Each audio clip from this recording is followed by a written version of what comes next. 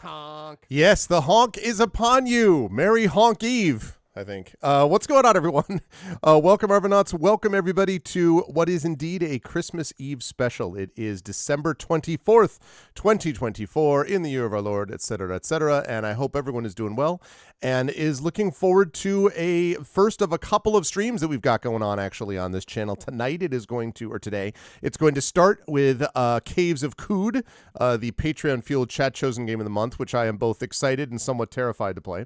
And then we're going to be over on GOG.com's Twitch channel with some Pen and Pixels, playing some Songs of Conquest. And then I will be back this evening, not super late this evening. I will be back this evening for some family fun as we do our annual holiday family stream, which will be tonight with some family games. I'm thinking there may be some Mario Kart in the offing. I'm guessing that there is some Mario Kart that is heading our way. I just have this sense. I have this kind of premonition that that's the case. But before we get there, we've got some Caves of Qud to play. So welcome, everybody. It's good to see you all. And let's talk a little bit about ways to support the stream. If you haven't done so already, please follow the channel. Please check out our YouTube with !ArvTube. And if you're watching over there, welcome. Remember, every time you subscribe to YouTube now, it is a new record. We are at a new record level of subscribers. We're charging towards 1,100 subscribers on YouTube. It's free for you to do that, but it definitely helps us out.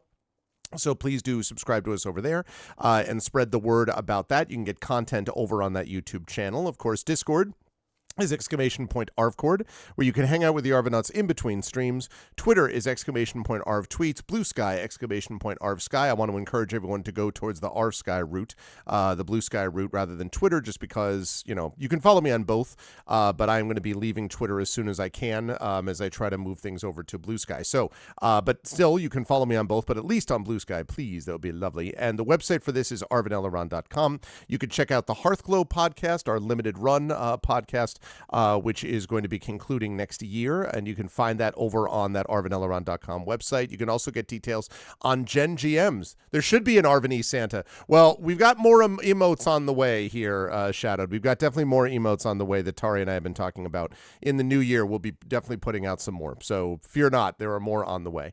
And also good to see everybody, Triffid and Shadowed and Imaginary Exponent I saw here before, and all those near and far, and all those that are going to be coming in over the next few couple of hours. So again, Gen GM's the show that I do with Zach Clay. You can find that on that Gen GM's website as well. We have another long recording session that we're going to be doing on Monday night, actually, this coming Monday. And then that'll be going out to, again, All in Sundry. So please join us for that.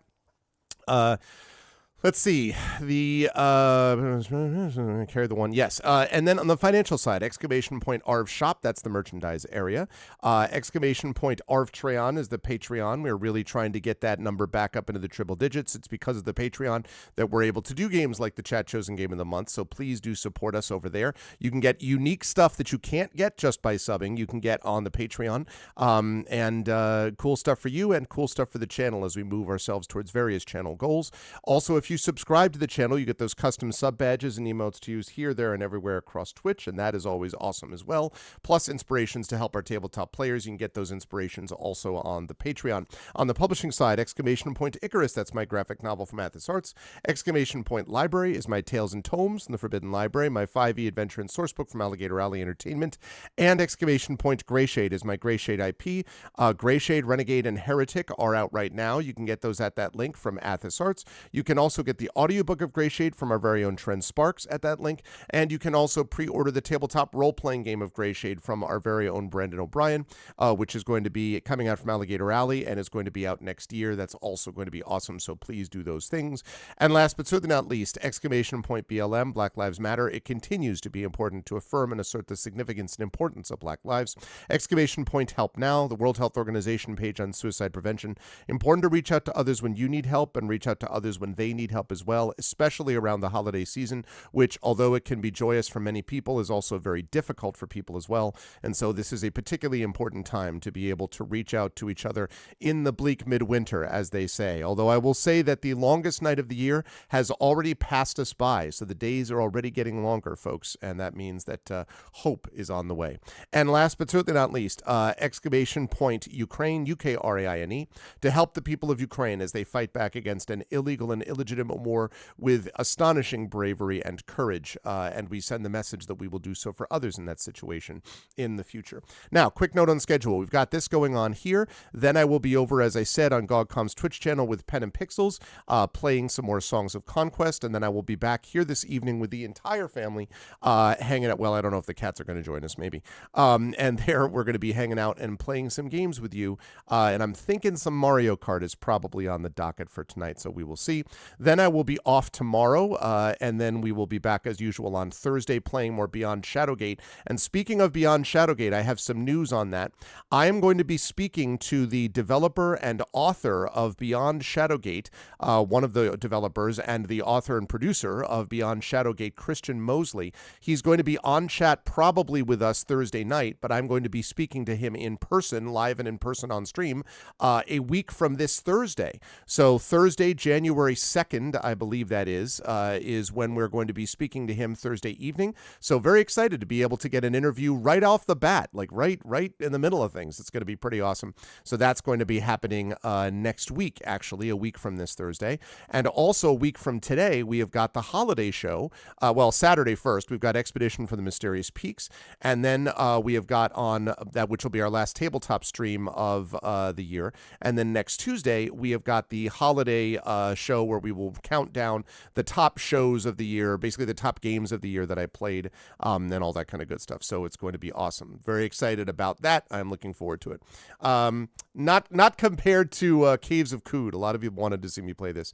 And then the only other thing I need to mention is that it looks like this Friday, the 27th, we will have a special bonus stream of the Shadow Crew, playing a little bit of post-Christmas, pre-New Year's, in that weird sort of liminal space between Christmas and New Year's. They will be playing some D&D for all of you lovely folks with the Shadow Crew. So that's going to be awesome. I am excited for that, as Shadow Mage has just said. All right, so I'm going to get rid of this, and then I'm going to turn on that. What's up, all? Merry Christmas. Merry Christmas. Let's go. I am going to be joined later on, as I said, by my family, and my family is going to have more of this outfit. So I am excited for all of that. We have a thing that is just, you see something lacking. Yes, Merry Christmas, everybody, to those who celebrate. As I say, the family will be with me. For those of you who missed this, my family will be with me this evening, not late this evening, but will be with me later in the day, and they will join me for probably some Mario Kart and stuff like that. So that's what we're looking for. The Shadow Mage, really, I can't even. I don't even know what to say. I'm not even sure what to say. But anyway, yes. So they will be joining me later on for some Christmas games. No, I have a Santa hat. I am going to be wearing tonight with the family. This bad boy right here. Look at that. Huh? With glitter. Let's go. Well, not glitter. With those shiny things, whatever they are. See. Ha! Got that going on. I've got that set. We have another Santa hat downstairs as well. So we're going to do that. Sequins. Yes, thank you. Not glitter. Sequins is what I meant. It is glittery, but sequins. Yes. So Poke Dude. Wow. What's going on? Happy holidays, man. What's up? I have not talked to you in I think a couple of years, at least a year anyway. Good to see you, man. How you been? Happy holidays. I hope you're doing okay. It's good to see you. Merry Christmas and all. And yes, Poke Dude, who has previously filled in with Infinity and Beyond and is a long-time old school streamer from way back in the Foom and Catabasis days and all that kind of stuff. So, that's good. Working on Christmas Eve, man. As long as you're not working on Christmas Day and we don't have a Christmas Carol situation, as long as you're not being Ebenezer Scrooge, you know what I'm saying? That's the deal with that. I need the RGB lighting. Oh, no, in the background, but you're not going to see it right now, Echo. Trust me, tonight I got it going on. I got the Christmas theme. In fact, I have put some I have put a string of lights. I have another string that I have to put in, which I haven't done yet, which I'll do later today probably, on the outside of the house on the porch, so that's also hooked into the LifeX system. And so we can do like Christmas and snowflakes and winter wonderland and all that kind of good stuff. So yes, I am all about it. No question about it. But during the day, today, you're not going to see anything right now. So that's why you have the 2 weeks off. All right, okay. As long as you're not being mistreated here, that's the thing that matters. So, yeah. So I am quite excited for all of this. Hang on a second. Okay. Okay, no, I don't need to worry about any of those things right now. Your company is awesome. Okay, cool. Well, see, that's good. At least we have some awesome companies that exist. I know that is true. Sometimes it's hard to notice it, but yes. All right, well, I'm glad. That's good. So we are here and we're ready to go, and we, chat, are going to play today Caves of Qud. Now, I have to warn everybody. This is what the game that everybody chose. Oh, cool, Echo. The 2 final Yoshi presents that, like, you sent to your friend, you mean? Yeah, I've got all my presents. All my presents were wrapped and done a couple days ago. I was very proud of myself. And yeah, I can't wait, actually, for some of the family to see that you gave to. That's awesome. All right, let's talk about Caves of Qud. Now, as you will notice here, if you look on the stream, hang on a second. Okay. Pyron Jade right here, my dear friend Pyron Jade, has played 171 hours of Caves of Qud. And this, I don't even know who that is. Who is that? Oh, that's Darksaber, has played 46 hours of it, and then Loveluster has played 2 hours, and then there's me who's played 0%. So Pyron is huge on this game, and she was like, this is the most amazing game. So I want to be clear for those of you who may or may not be Caves of Qud experts or aficionados, okay? I don't generally like roguelikes. So I am not going to be playing the uber elite classic mode, permadeath, it makes the game matter. I don't care. I'm not interested in doing that. I don't want to play the Dark Souls of roguelikes. I am going to be playing what is called Wander Mode. Now, you may be asking, what is Wander Mode? Caves of Qud has just come out, by the way, in its 1.0 version. It was in early access for like a decade. It was like Minecraft levels of early access, but it finally is out now in version 1, which is good because I don't usually like playing early access games for the most part. So I'm glad that this thing is actually now baked and ready to go. There are 3 modes in this game. There is classic mode, which is permadeath, and you die instantly and everything tries to kill you. No interest. I don't care if it makes me a non-elite gamer. Don't care. So the second version of it is roleplay. Now, I thought about this seriously. The big difference between classic and roleplay is that roleplay saves when you go into a settlement. So if you're in a dungeon, you can still lose all your stuff, basically. You can die, but you will be resurrected back at the settlement so you don't lose absolutely everything, which feels a little bit better. Oh, no, sir, it's thoroughly baked. Exactly. So there's that. However, I decided that what I wanted to play, because what I read was that it was still heavily combat oriented. So I have decided to play the Wander mode. Now, Wander gives you not only checkpoints, but it means that most of the factions in the game start as neutral to you, which means they don't just see you and immediately obliterate you. There are some factions that will still do that. There are some factions that will still go after you. But for the most part, you get your experience not by fighting them, but by exploring and by doing what's called water rituals with them. And in doing water rituals with them, you basically strengthen your bonds with that community. And I was like, that sounds like a Christmas experience that I want. So I'm going to be playing Wander Mode in Caves of Qud. That said, I have never played this game. I've watched a little bit of it. The graphics look very like, woo, and purposefully so. I don't know if I'm going to bounce off this game or if I'm really going to enjoy it, or if I'm really going to grok it, to make a water ritual joke. This is, I will say, according to the developers, this is heavily influenced by Gene Wolfe's Dying Earth books. And so I am interested to see how this all plays out. So with no further ado, let's play this. I will adjust volume as necessary, if needed, as I go through. Yeah, Rishathra. Same company that did Dwarf Fortress, although it's not the same developer. It's the same publisher, though. All right, options. Let's turn that down.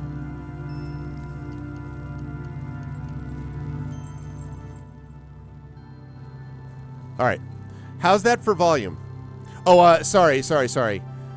No, I didn't. It is influenced by Jack Vance's Dying Earth, but that, yeah, no, I'm sorry, I got that mixed up. But it was also influenced by Gene Wolfe, but I'm trying to remember what the Gene Wolfe book was. Because the developer said that it was, yes, Dying Earth, Jack Vance, but also Gene Wolfe, and I can't remember what the book of Gene Wolfe was. Yeah. Gene Wolfe did not write Dying Earth. Okay, how's that for volume, chat?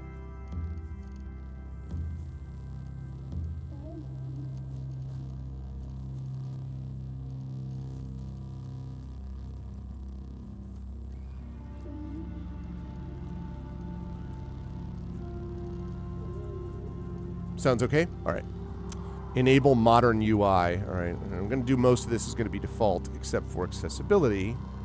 I need to find legacy UI. Automation. Automatically drink fresh water when thirsty. Yep.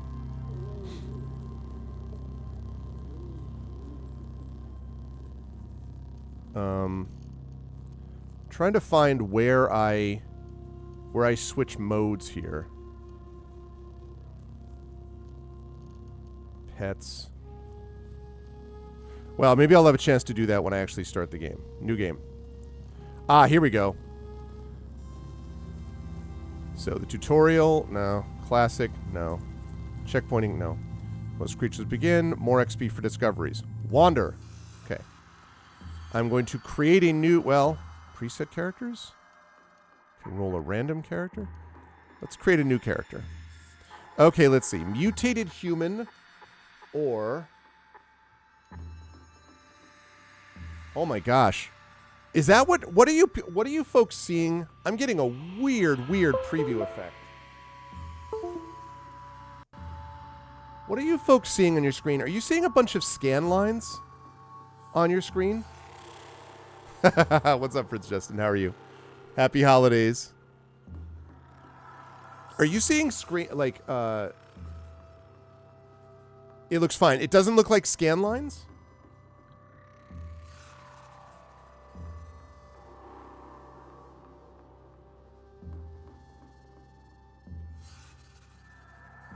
See, but I know, but I don't see scan lines on mine, which is really weird. Right, but you don't see scan lines like black and green lines? Because I see scan lines and I don't understand it because I don't... You know what? I'm going to go back for a second. Options. Display.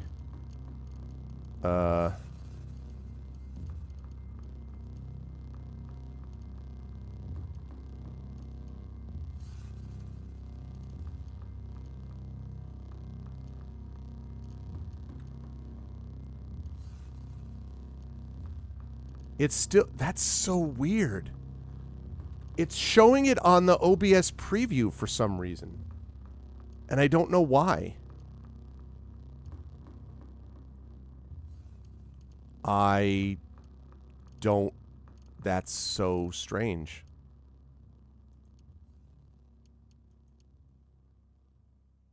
It's likely VSync.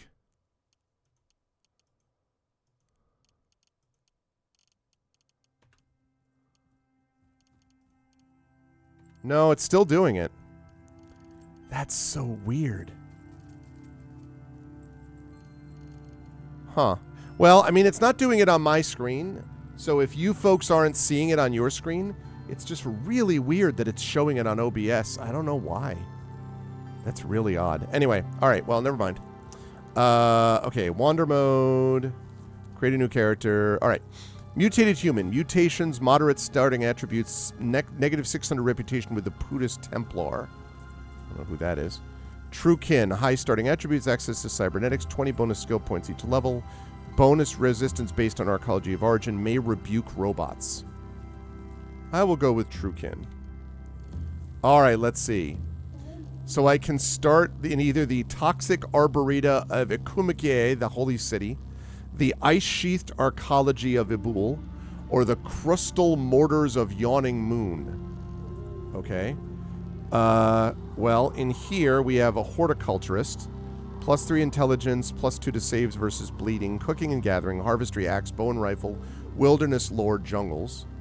The Priest of All Suns, +3 ego, +2 to saves versus bleeding. Cudgel, Physic, Nostrums, Persuasion, Snake Oil, or Intimidate. Wilderness Lord Jungles. I like that because of the Persuasion. Priest of All Moons, +2 toughness, +2 willpower, +2 to saves versus bleeding. Axe, Butchery, Lionheart. Don't know what any of these things do. Poison Tolerance, Wilderness Lord Jungles. Oh boy.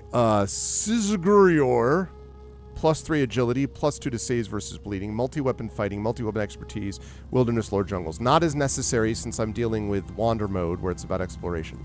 Okay, so far of that group, I like the Priest of All Suns best. Okay, the Ice Sheath Arcology of Ibul. +3 intelligence and artifacts. +3 intelligence, +15 cold resistance, tinkering, repair, disassemble. I've heard tinkering is very cool. Deploy turret, tinker 1, tinker 2. Okay, maybe. Console. That's how you pronounce that. Console. +3 ego, +15 cold resistance, inspiring presence, or proselytize. Okay. I've heard the Praetorian is very tough and like better able to survive, but again, not necessarily when it comes to the whole wandering around thing. +2 strength, +1 toughness, +1 willpower, +15 cold resistance, long braid shield, shield slam, bone rifle. Seems very combat oriented again. And eunuch. Okay. +2 agility, intelligence, +15 cold resistance, short blade, hobble, pistol, weak spotter, acrobatics, spry, and tactics. Of this group, the console seems the most interesting to me.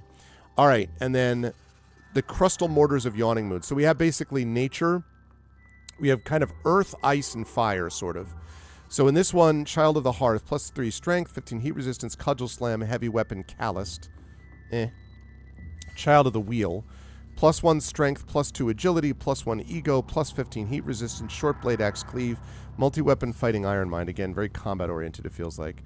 Child of the Deep, +3 toughness, heat resist, +15 heat resistance, heavy weapon, tank, endurance, wilderness, lower hills and mountains, wilderness, lower canyons. That's interesting.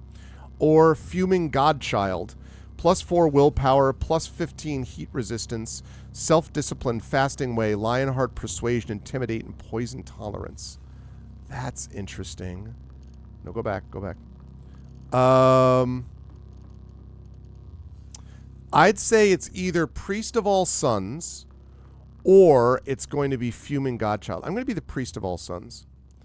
Okay, strength score determines how effectively you penetrate your opponent's armor with melee attacks, how much damage your melee attacks do, your ability to resist forced movement, your carry capacity. Again, this is Wander mode, so agility, accuracy, both melee and ranged weapons, ability to dodge attacks. Okay, once again, Wander mode. Toughness skill determines your number of hit points, natural healing rate, and your ability to resist poison and disease. That may have value, which I will come to. Intelligence, number of skill points, your ability to examine artifacts. That could be very useful. I might come back to that. Willpower modifies the cooldown of your activated attack abilities, determines your ability to resist mental attacks, modifies your natural healing rate. Okay. And then ego determines the potency of your ability to haggle with merchants and dominate the wills of other living creatures. Okay.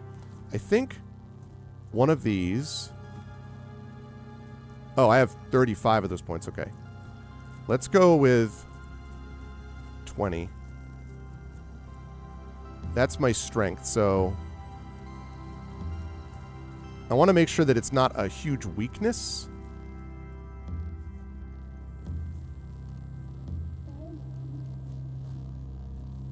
Okay.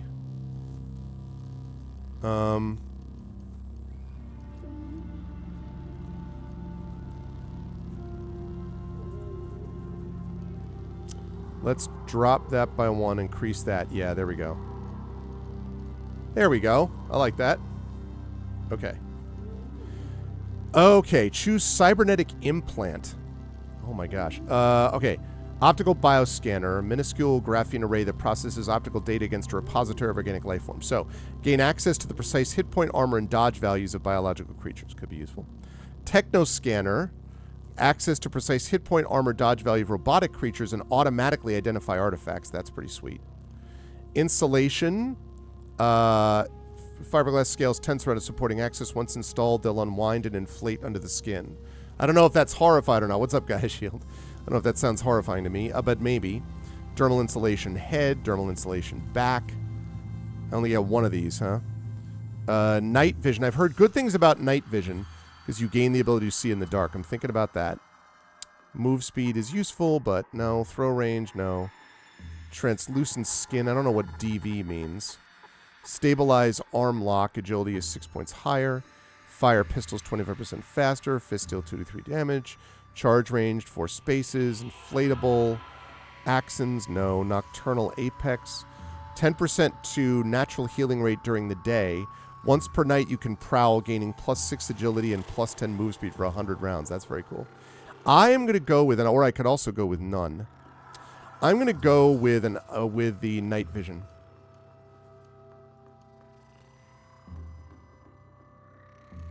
I'm going to save the build to library. Arv's first build. Okay. Okay, name. We know what that's all about.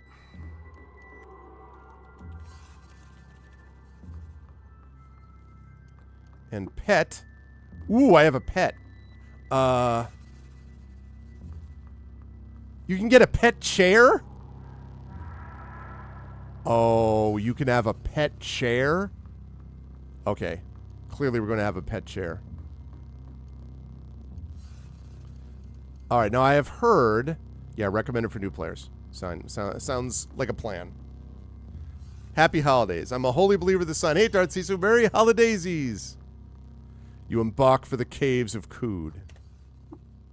On the 30th of Kisu Ux, you arrive at the oasis hamlet of Joppa along the far rim of Mogari, the great salt desert. All around you, moisture farmers tend to groves of iridian water vine. There are huts wrought from rock salt and brine stalk. On the horizon, Qud's jungles strangle chrome steeples and rusted archways to the earth.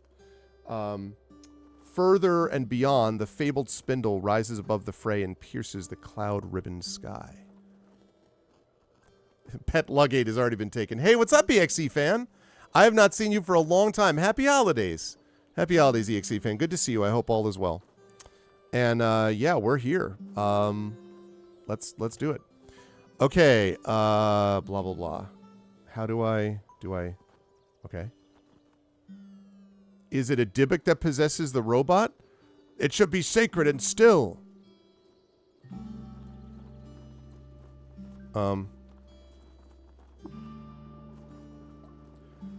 A water hand. Aye, live and drink, traveler. I am called Arvin Elleron. Mehmet, the tongue says. Live and drink, Arvin Elleron. You tell me about your village, Joppa? Watervine farm in the lap of the marsh. You've sucked the moisture out of vine wafer, yeah? We tend the plant here. Wind off the great desert cools a touch and gives up moisture. Just enough. A tongue can taste 100 kinds of wind, you know? Anywhile, that's where my wandering mind goes. More's about Joppa, I say. Speak to our elder friend, Irudad. Up northwise the path. Okay. I'm in search of work. I have it then. Something's eaten our water vine round Beetle Moon. Curun says he saw a creature, spider-like, slinking in the brine, but no cave spider would dare get so near Warden's stumps. I tasted a bit of red fleck in the pool, shale like we find in the soil by Red Rock. He's a wind-carved man with the posture of a vine reaper. His spine is bent to point the bright turquoise of his eyes at the tilling angle. His hips are pushed odd forward with the slumping ease of a stance much more relaxed than his. If it weren't for the salt on his brow and the scarred knuckles, he would seem a marble sod perched under a crumbling tomb. He is loved by the villagers of Joppa, hated by the villagers of Cash for poisoning their fresh water. Interesting. Okay. Hike there, will you, to Red Rocks. Just about 2 parasangs north of Joppa. Kill the vermin and bring one's corpse back for seeing what it is. Elder will take care to pay you after, Waterhand. I accept your quest.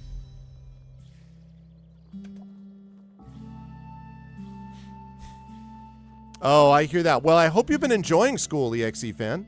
I hope you've been enjoying it. I totally get the thing with time zone differences, believe me.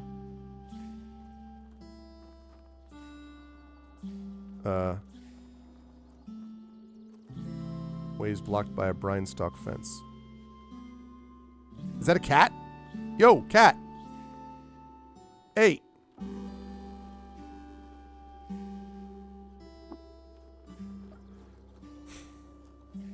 Let's trade. Sisyphus has nothing to trade. All right. One star-ribboned night, a ray cat crossed the marshy loam and wandered into Joppa. The watervine farmers, wakened by the joyful cries of a small girl, gathered around to revel at the favorable omen and extol the generosity of the beetle moon. Since then, Sisyphus has spent his days curled under the shade of brinestalk huts and sauntering over dirt paths. So long as he's approached with care, he welcomes the hands of friends and strangers alike. He is phosphorescent, and his base demeanor is docile. All right. I wish I could give you some food, but instead, live and drink. We pass by a sign. What's the sign say? A terracotta board has been painted with ochre and ground iron. It reads, herbs and tonics.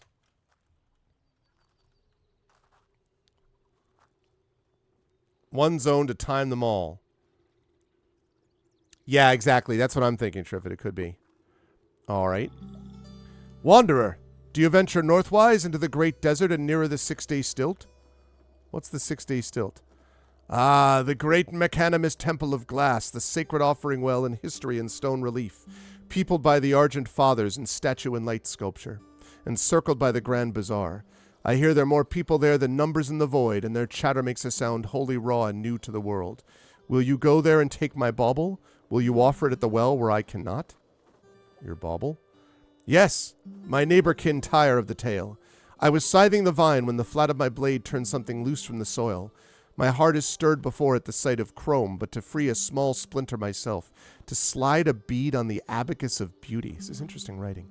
Will you go then and offer my bauble at the well? Why can't you go? Friend, I'd be a smoldering heap cooked to death by the ray of a dawn glider. I would be a slug-riddled corpse by the rifles of the Issachari. There's no kindness in the great desert and little more in the canyons. I cannot go and live.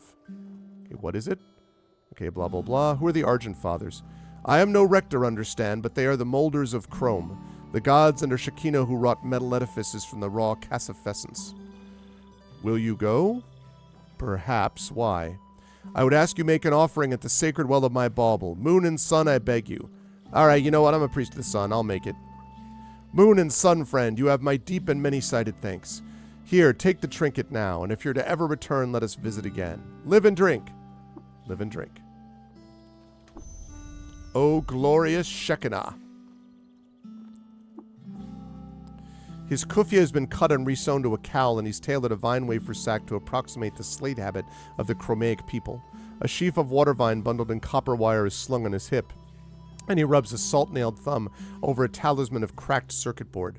See, this is set up as a very, very post-apocalypse. Like where the apocalypse happened, but like so long ago that the earth is now burgeoning again. Equipped cloth robe, wide-brimmed hat, iron vine reaper, sturdy sandals.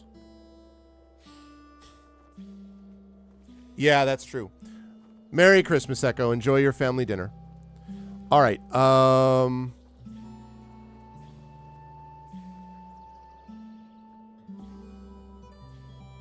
Hello, who are you? All well? Well, depends. The tatters of a sweat-stained kufia thrash in the wind from where they hang about the farmer's neck. Clasped in her gnarled brown hand is a curved vine reaper of iron with which she culls moisture-swollen wafers from the viridian plant called water vine. Equipped feathered woven tunic, engraved wide-brimmed hat, iron vine reaper, lit torch, sandals. Do you have work? Speak to Argive in his workshop to the west. Live and drink. All right, I want to check this out, and then I'm going to go find Argive. Whoa. Shrine to Reshef, the last sultan. The shrine depicts a significant event from the life of the ancient Sultan Reshef. In 3 AR, Reshef cleansed the marshlands of the plagues of the gyre and taught Abram to sow water vine along its fertile tracks. Okay, that's good info. All right, it was Argive to the west, right? Are you Argive? No. Sharp jade eyes are crow-worn to late middle age, and her lips are scarred with gas burns. Climbing over her back and neck are the jeweled segments of a great spiral tail and stinger. A bead of smoking gut juice gleams on the tip. The fates watch you, friend. Where are you from? I grew up right here in Joppa, daughter of the elder and all. Spent some years delving, but gave it up after a few near escapes and nearly deadly wounds. I'm better suited to herbalism anyway, and my father worries less. Will you inherit the leadership of Joppa from your father? Fates forfend. I would hardly like to lead a village and run a shop at the same time. Fair enough. Live and drink. Are you Argive? Elder Irudad. Oh, hello, Elder. Friend? Live and drink. Well, first of all, what do you look like? A warm smile spreads over an old face freckled by time and a million crumbs of salt. He shrinks under a hunched back and drums the ground beneath him with a short and barb-crowned tail. A second pair of arms rise over the slump of his shoulders where hands meet and fingers lace to form another face, this one vacant and prehistoric, no mouth and eyes desert white. Loved by the villagers of Joppa, that's good. Hated by the villagers of Alawar for some reason no one remembers. Hated by bears for sowing their fields with salt. What is this place? Come in. Live and drink. Come in. Come sit neath the cool shade, cross a pillow there, and welcome to Joppa. Yeah. I think so too, Triffid. You may drink of our fresh water too and quench your thirst. What is this place, Joppa? This? The oasis hamlet, neath the shelf of the world. A million breaths of salt the wind heaves over the great salt desert Mogari. And to the east, the rotting jungles of Qud. Oh, thank you for the subscribing. Thank you for the subscription, Reaper Cake. Welcome. Always a pleasure to have new folks on board. Thank you so much for the subscription. Welcome to the Arvanauts. And I like that name, too, Reaper Cake. I hope that you only reap for the best of purposes, though, like individually reap to consume it, because I can get behind that, you know. Thank you so much for the sub. I appreciate it. Here in the crack between the two, water vine can grow, and we grow it. Friend. Just started my Eberron campaign. Oh, very nice. Well, you've got, since we are in currently Season 5, and we are about midway through Part 1 of Season 5, we may be concluding it next year, Reaper Cake, so you got a little bit of, they're closing in on level 15 now, so you have a ways to go. So, but I hope you enjoy. I really, really love that campaign. I'm lucky that all of my campaigns are awesome in their own way. But that's great to hear. I love that. My first Caves character should be Arvin Eller 1. I see what you did there, Commander Dunsel. Thank you so much for the resub. I appreciate it. 72 months of support. That means, everybody, that we have just reached 6 years. You now have the coveted 6-year badge. Coveted 6-year badge, Commander Dunsel. Thank you so much. Happy holidays to you and to Mrs. Dunsel. Thank you, Commander Dunsel. Thanks so much for the 6 years of support. Aw, thank you, Prince Justin. I appreciate that. Prince Justin, I have some very exciting writing news that I can't talk about. I mentioned it before, but I was thinking of you specifically because it has game implications, he said, if it comes to fruition. So I can't talk about it in detail, but if it comes to fruition, there are game implications. So just saying. Oh, very nice, very nice. Well, it's a great crew, and I love Eberron also. It's probably my favorite D&D setting, I would say. I do love straight fantasy also, so I do like Forgotten Realms a lot, and I like Greyhawk as well. But there is something about the way that Eberron ties a lot of things together, like airships and lightning rails and stuff like that, and halflings on dinosaurs. I don't know. There's a lot of cool stuff that I also dig about it. And it's got a vaguely, what we've been playing has a vaguely Western feel to it as well. So that's been fun. But anyway, I'm really glad about that. Thank you so much for following us and subscribing over here. We have a lot of tabletop that we play on this channel, a lot, not just that campaign. I have my Expedition for the Mysterious Peaks, which is a little bit in this vein, actually, Caves of Qud, kind of a mashup of Final Fantasy-ish, science fiction and fantasy put together. It's a spiritual successor to Expedition to the Barrier Peaks. Yes, Expedition to the Barrier Peaks, if you've ever heard of that one. So it's kind of a spiritual sequel of that. And then we've also got the Shadow Crew. Shadowed Mages in chat here. I do not run that one myself, but it's hosted on my channel. They're doing Waterdeep Dragon Heist. I also play a Greyhawk Ghosts of Saltmarsh campaign over on my sister channel, GOG.com's Twitch channel with By the Dice Roll is the name of that crew. And I also do Beowulf, which is a duet system, which is myself and Tari Tunes I play here. So we do a lot of D&D and a lot of TTRPGs. Yes. That's right. Thank you so much, Commander Dunsel. Look at that rainbow. I think that's what it is, right? Yeah, that's the famous rainbow quill put together by Shadowed Mage and others. And yes, Triffid, this also, you as well would I thought of you too, but the reason I thought of Prince Justin was because of a number of well, I can't say why I thought of him because I'll give it away. And I really can't talk about it yet because nothing's confirmed, but there are very, very positive signs. I'll just put it that way. So super cool. Hey, Yadisek, welcome. Happy holidays. Okay, so where was I? Here in the crack between the... Oh, I already said this. Can you tell me about Qud? There. Land slopes up and is toothed in chrome steeples, ageless things, looming over the old earth tunnels, pillowed in rotting jungle and fungus groves, and broken against the mounts of the north they are in the shadow of the spindle. There are people, friends, communities, and friends to no one, too. History is thick as the high salt sun, friend, and where the past is ground up like Mott's meal, a mix of life sets in. Adventurous ones set off for their own splinter of artifact, to both fates, life and death. What can you tell me about the 6-day stilt? Such spectacle. The statues within, a revelation to the eyes. Chandlers enough to drain your skins dry twixt shallows and beetle moon. I'm looking for work. Work? Try Argive, friend. The tinker. Always looking for trinkets to wire between. Go through his hut of sheet metal to the southwest. Okay, southwest. Do you sell wares here? Speak to my daughter through the east door for herbs. And Sitting Tam in the southeast has all manner of trinket against his chests of drawers. Okay, since I don't know any of what to do with this, I'm just going to go find Argive. Okay. Are you... No. I don't want to talk to you. Are you, Where are you, Argive? Are you up here?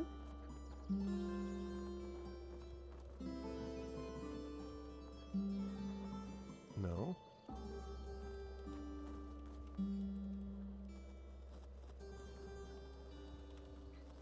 Are you... Argive! Hey, we found him. All right, here we go.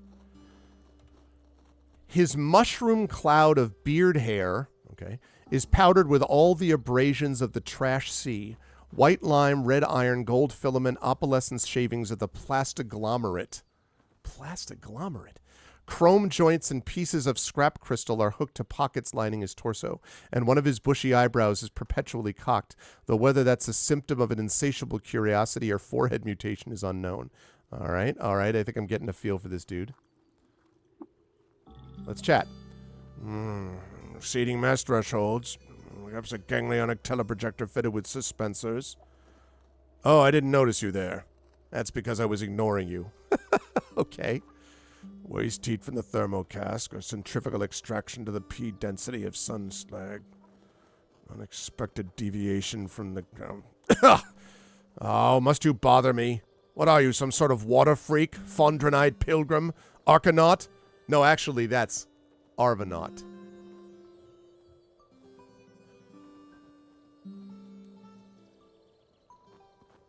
Where's my sound? Oh. That's actually... No, that's not right. Where the heck is my sound? Hold on a second. I lost my sound. Oh, there we go. It's not Arcanaut. It's actually Arvanaut. It took me too long to find that. The moment was lost. All right. Must you make yourself useful and fetch me a knick-knack from one of the caves, then? I may reward you. Where can I find a cave? There are caves everywhere, you dolt. Scoop the surface of the marsh, or head on east to the rust wells, or wander into the desert for all I care. All right, I'll return with your knick-knack. Fetch Argive a knick-knack. You've finished the step find a knick-knack of the quest Fetch Argive a knick-knack. I have? How? What? How did I find a step for something I didn't start yet? Oh boy.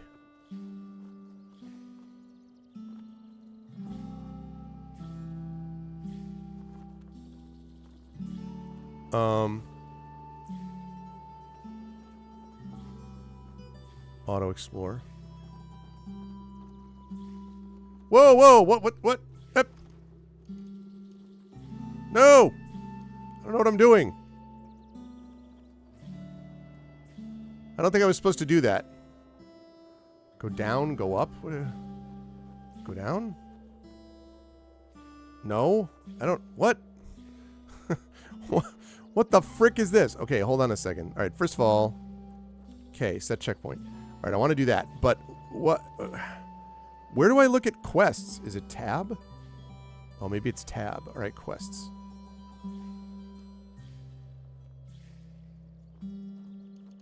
Find a knick-knack. I found an artifact, apparently. And I have to bring it back to Argive. I don't know where I found the artifact, but...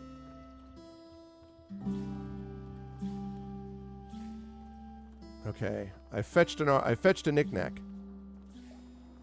Here's your knick-knack. Choose an artifact to give. Oh, I see. Well, I don't... I could give him the odd trinket that the poor dude was like, please put this on the thing. No, no. There's a love injector? I'm going to give you a high explosive grenade because I don't need it. You gain 75 XP. You've completed the quest. Let's go. You've gained a level. You're level 2. Easy game. You gain 5 hit points, 118 skill points. Are you a useful one after all? Go fetch me another. Accept quest. I found one. How do I use skill points?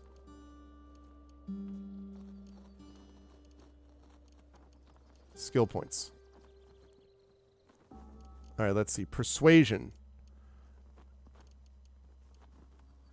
Okay. I need 23 ego. Boy, they really give you no information at all, do they? All right, so I supposedly have 118 skill points.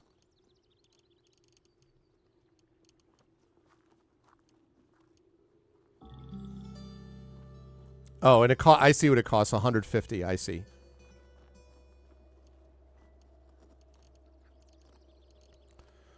Starting cost is 100 skill points. Okay. Cudgel proficiency. Oh my god, you can amputate your own limbs? That's a skill? Alright, apothecary, proselytize.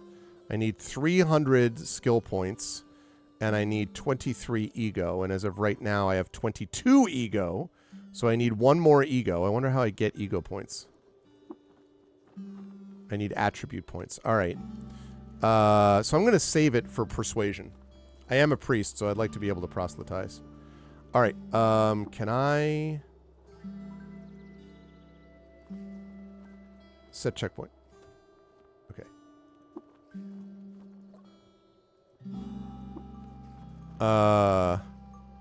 I will give you a... Wait a second. Where's my inventory? Haha! The classic eye. Okay. Can I look at it? You'll feel unusually amorous for about half a day, during which time you'll fall in love with the first thing you look at. If you inject someone else, they'll fall in love with you and follow you around for 3,000 to 3,600 rounds. There's a 1% failure rate for every level higher they are than you. Interesting. Right, what's a shade oil injector? You can phase out of the spatial dimension for 7 to 9 rounds. Interesting. And that's a hit point recoverer. Okay.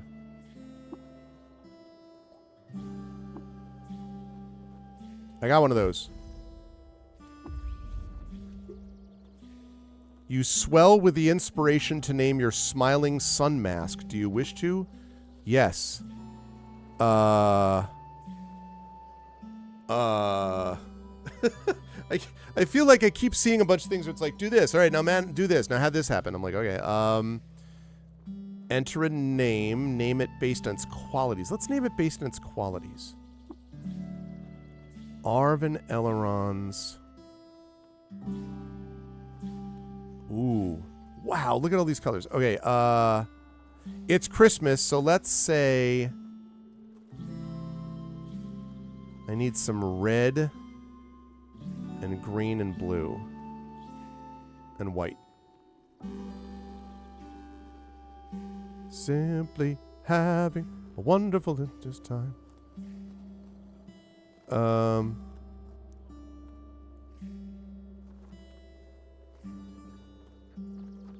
Let's go with Visage. Level 3. You gain 5 hit points. You gain 118 skill points and an attribute point. Impressive, you. Maybe you're fit to poke around my workshop and swap scrap with me. I've been wanting another apprentice.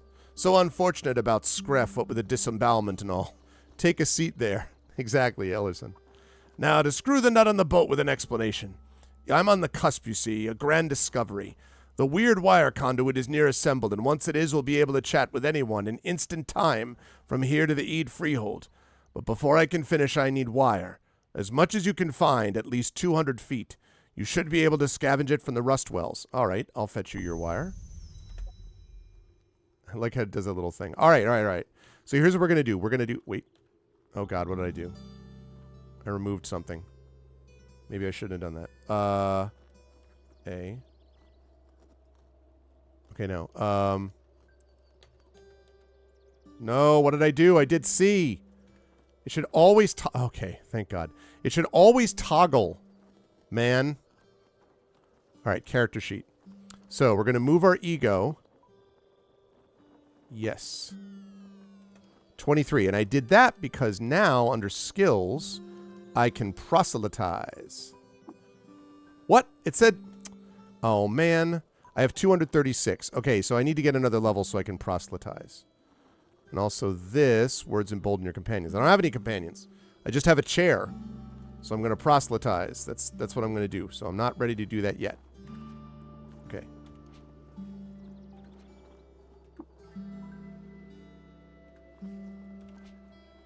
I don't know why it's doing that.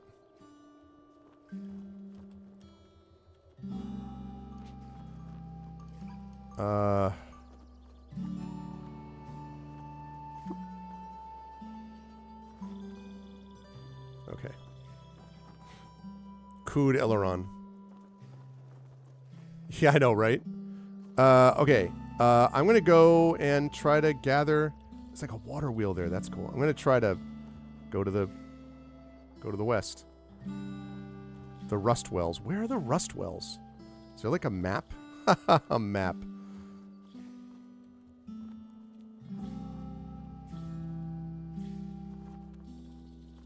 Hello, snake.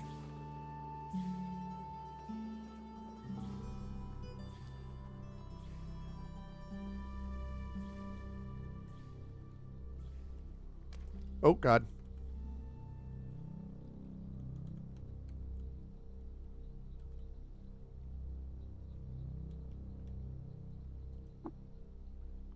A witchwood tree. Golden fronds unfurl when the desert wind moistens. Pieces of bark collated into tiny intersecting rings have been chewed off by wood grazers. I need the rust wells, which I think they said was to the west.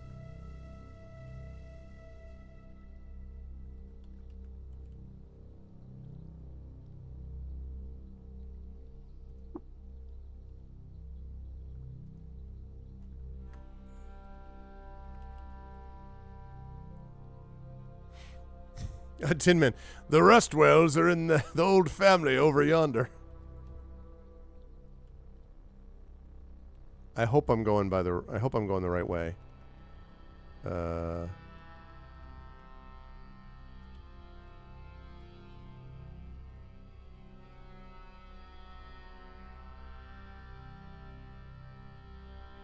Music is pretty cool.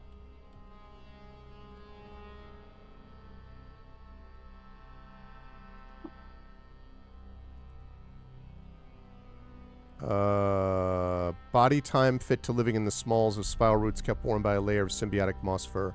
Bright scanning eyes peer out over the selfsame mask of his minion, making his face a blazing portrait of togetherness, laced, burned, and painted to point. Okay. Do you all know where the rust well is? Ah, lonely folk. Lonely folk! Okay.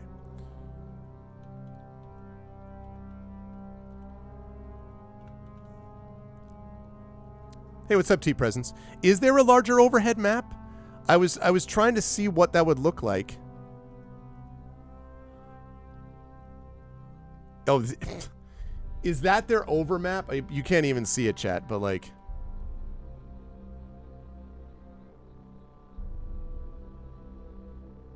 Here, wait, let me,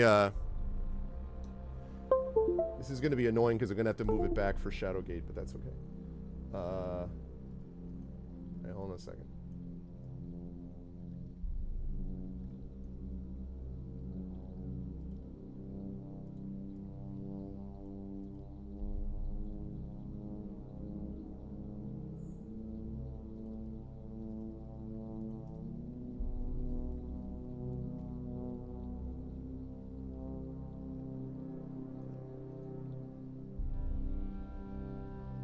There we go, that's better. If you're on PC, the minus key next to the number pad brings you the world map. I am. Okay, let me see. Oh. Okay.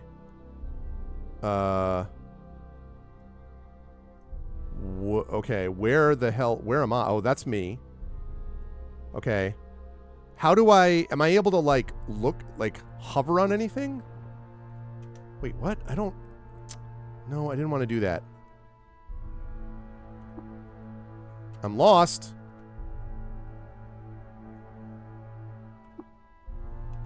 Okay, so I have to explore. Is that the idea?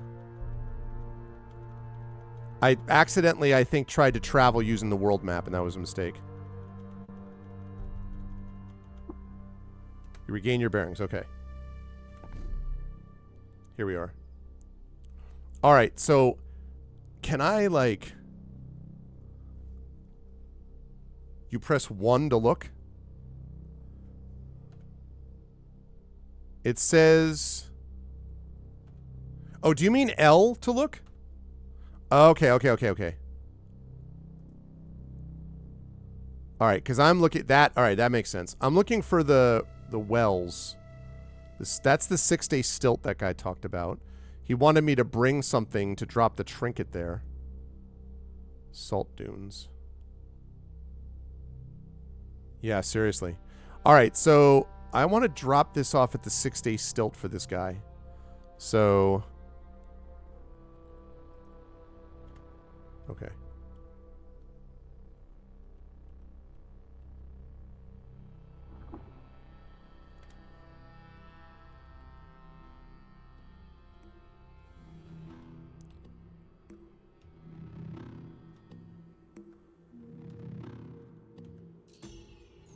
You discover Ted. You note the location of Ted in the locations ruins section of your journal. What the heck is Ted? Look. He's neutral, but he's tough. Yo, Ted. Wait, Ted. Come back.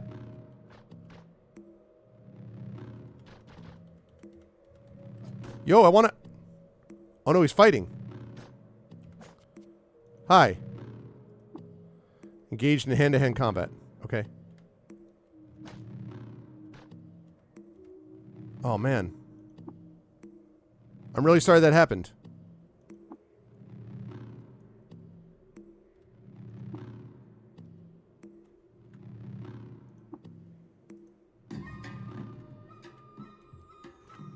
Ow.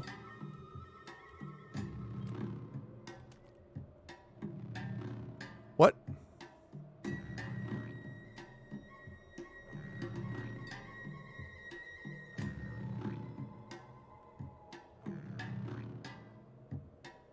This is very confusing.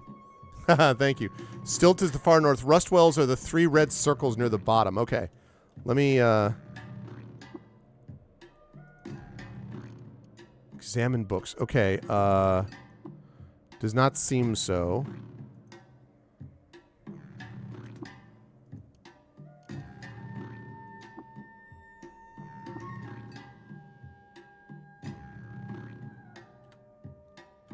Okay.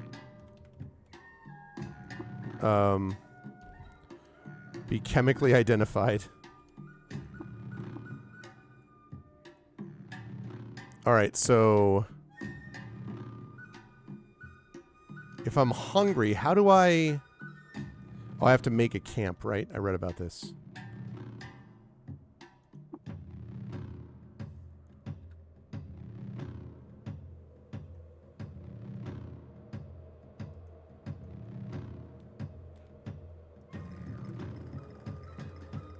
Why is that not working?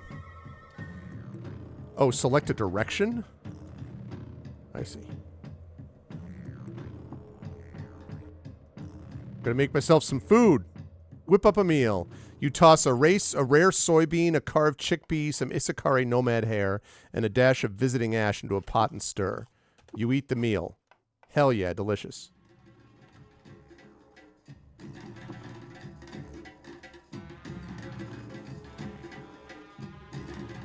This music, though.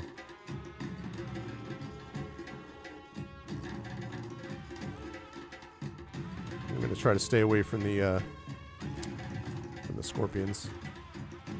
Just trying to regain my bearings. Yeah. Where did we go? What? Really? Oh, man.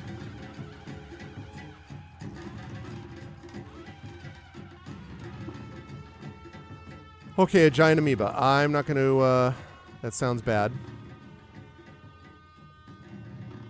I just want to check something here. So if I auto-explore... Okay.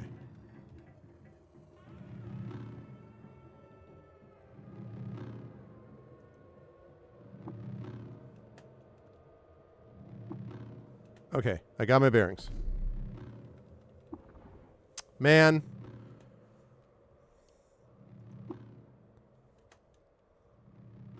Whoa! It's a battle of... What are these? Keiko, the well-garbed legendary albino ape. A snow-white slumping head is beset with keen and soft red eyes. Her fur is powdery on her hulking ape frame, and on moontime instinct squeezes her fist into a chest beater. Loved by apes, hated by the villagers of Shapir. How would I know that? For slaying one of their leaders. Admired by the Geyer whites for cooking them a splendid meal. Disliked by insects for repeatedly beating them at dice. Locked in psychic battle. Skill that makes you not get lost as much traveling the world map. Oh, okay. That's cool. Alright, we're going to stay away from that battle. What is this, a dawn glider? Leathery wings bat smoke off his shimmering aura, and his S-shaped bod ripples across their waves of air. His plumage is bright with a singe of carnelian breath. Base demeanor, aggressive. Okay. We are going to stay away from the aggressive guys. You take those on, apes. Ooh, who are you?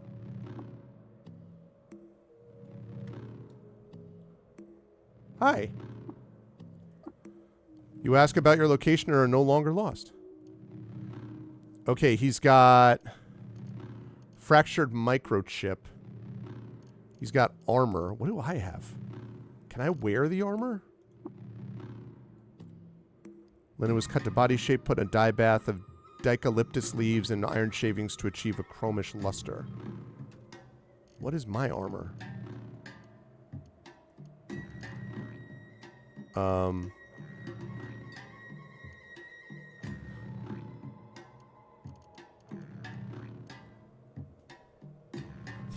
I know, right? I was thinking the same thing. I guess I can give you, I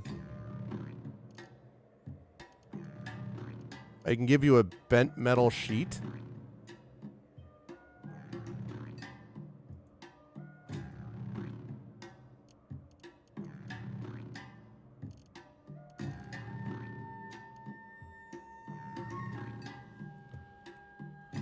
Okay, and you give me... Actually, all right, I'll give you 2 bent metal sheets.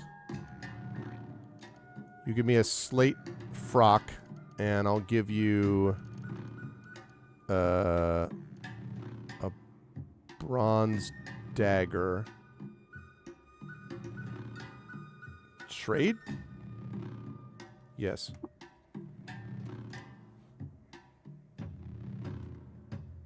All right, live and drink.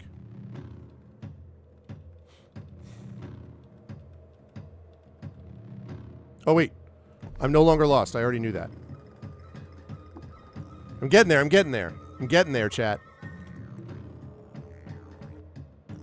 I'm going to guess you're hostile, right? Scorpiok. Motes of salt hang still in the notches of its chitin and in the air above it.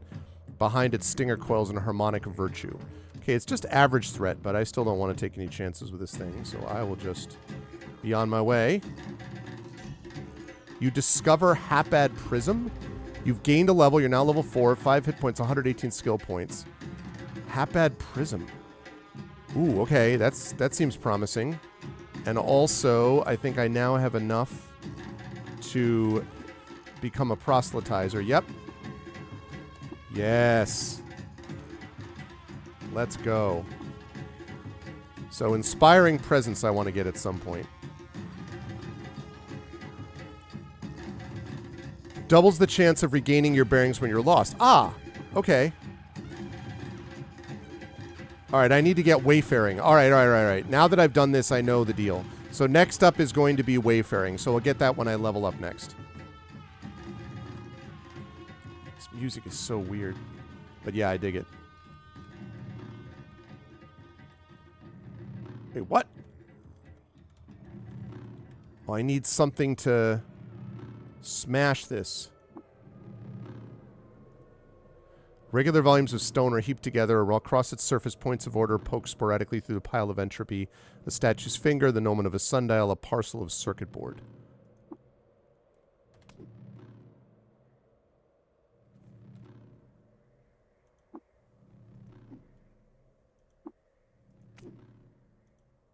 Want to get in there.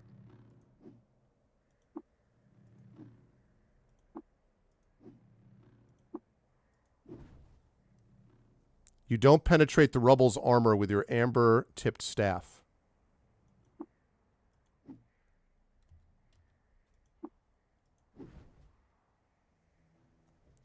I am playing this on GOG. Yes, this is the GOG version.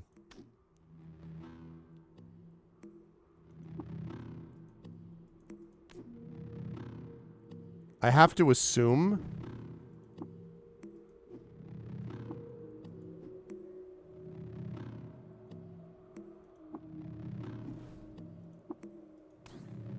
Critical hit. Critical hit. Nope.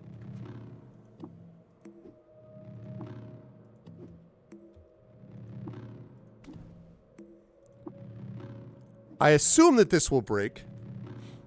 I mean, I'm guessing that it'll break through because I want to get that treasure. I don't know when I'm going to be back here.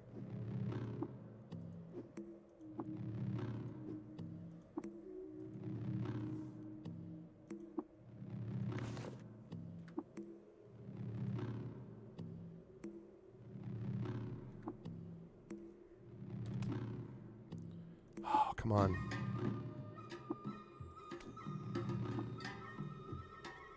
For those of you who have played this before, and I know we have a few watching, first of all, welcome. I am a complete noob at this, obviously. Does this eventually allow me to destroy it, or am I just wasting my time? Like, does attacking rubble, that's the way to basically blow through it, or am I wrong? Do I need to, like, make a pickaxe for myself or something?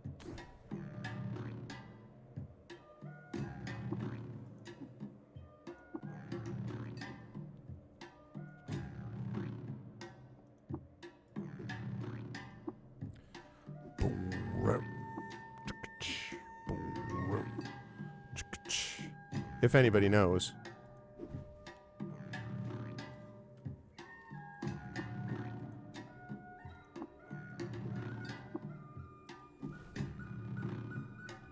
Why doesn't my chair help? Come on, chair.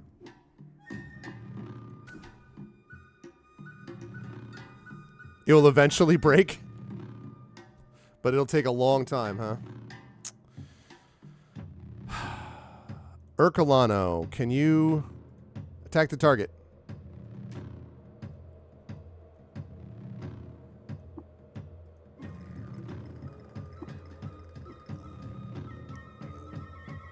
He said rubble, rubble.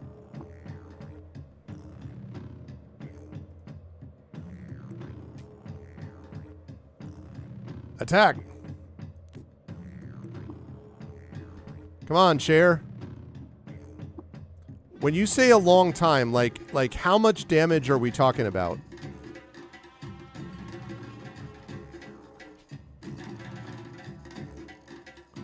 Because, like, +1 to hit. Maybe I use a gigantic bronze dagger. 3d2. +1 to hit, though.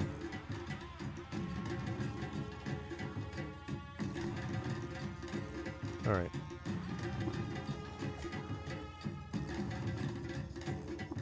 Ah! Bronze dagger!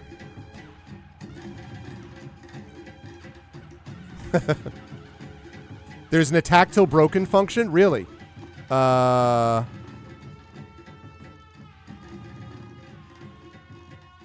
Shoot. Where are the... Okay. Attack until broken.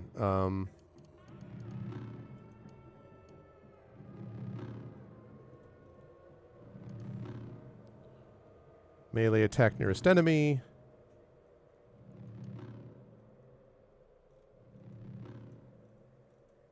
Trade. Character creation. No, okay. I don't want any of that. Force attack. Blah, blah, blah. Force attack. Interact nearby.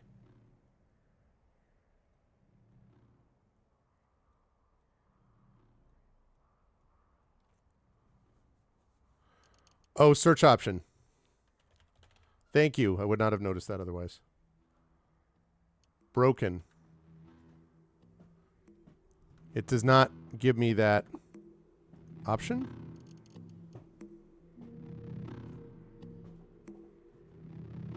Hello. I'm not sure if it's up here, actually. He might be over there. Maybe it's repeat attack?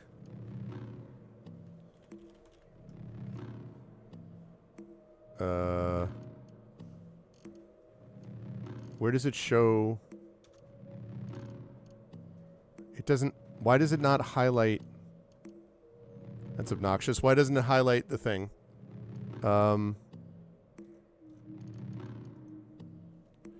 Let's try something. Force, right?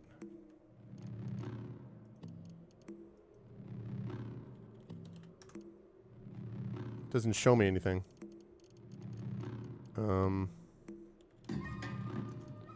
Attack. Force attack east.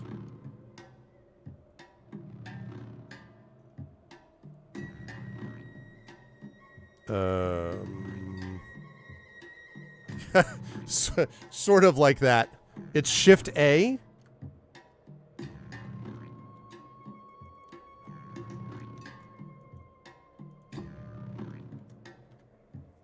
Shift A. That's not doing anything.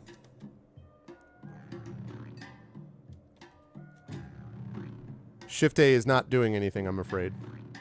Left shift or right shift.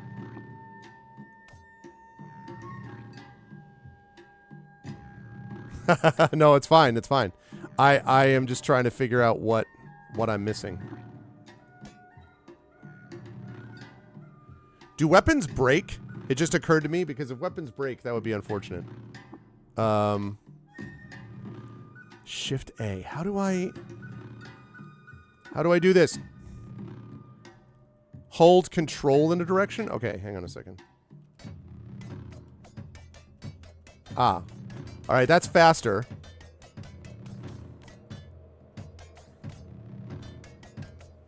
It's not exactly as fast as just automatically doing it, but... Thank you, that's much better.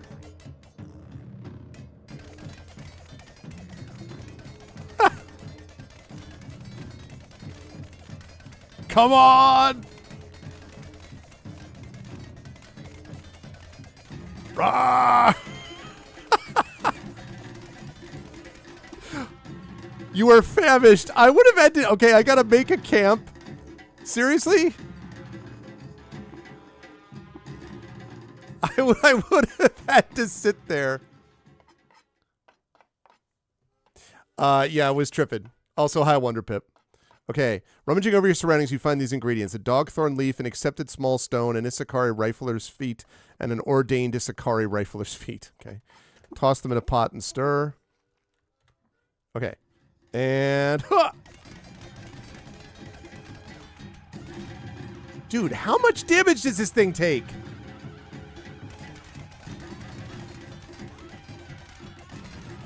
I guess the bronze dagger doesn't break.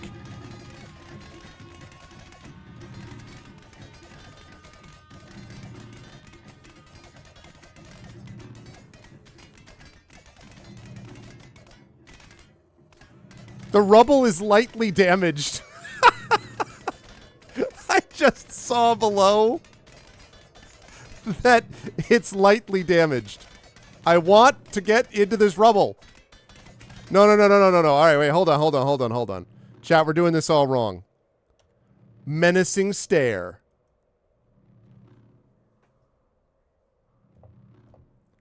Rubble. All right. Now it'll work. Now it should work, no problem. God damn it. My menacing stare didn't work. All right, I'm going to intimidate it. Look, Rock. I assume an intimidating posture. Take this!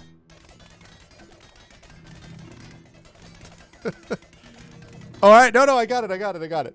It's time to proselytize.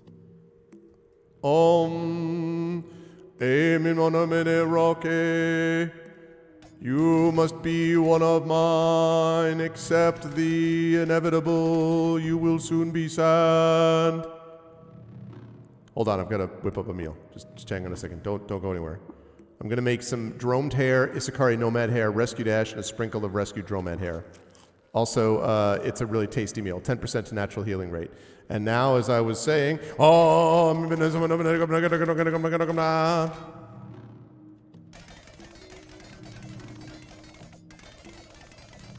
thank you, that's it. Control A, automatically attack it. I am getting into this goddamn ruin. Can I assume that weapons don't take damage? Is it true that weapons don't take damage? Because I hope not. Although this dagger is not bad. Oh, it's damaged. It's damaged, chat. It went from light damage to damaged. My intimidate is working. Oh, you will not stand before me. What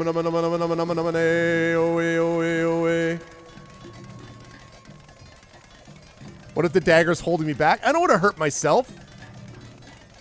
Listen, if Andy Dufresne could use a spoon to escape from the prison after 20 years, I can take a month to get into this goddamn ruin. Wait. It says the rubble is broken? It's broken. So I should be able to walk through it. What? You son of a... Most melee is fine. I'm gonna do this, chat.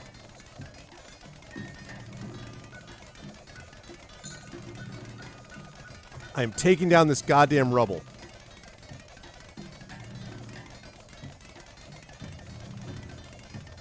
I want into that ruin. Badly damaged. Badly damaged. This wall is so... I am going to... What's up, Dragon Spear? I am I am blowing myself. What's up, Wonderpip? I am breaking into this goddamn ruin no matter what it costs, Dragon Spear. Because there's treasure in here. Thank you for the follow, Wonderpip. I'm debugging a wall, basically. I'm derubbling. Yes, derubbling a wall. That's a good way to put it. Also, welcome everybody to Caves of Qud, my first playthrough of this game, and I just ran into this on this way up to do a quest for somebody else, but now there's treasures in here and I want it. You're famished? All right, hang on. Let me go get that. Thank you for the follow, Gadget Lauren. All right. Here, cook. Let's cook. Let's whip up a meal. Nip of salt, Shadow with Sakari, Raider's face, a dram of mated dromad hair, and a dawn glider egg. It's good eats. And ha! Which is supposedly a thing. Ah! We did it! Let's go! Let's freaking go! I said... One more time for the fans!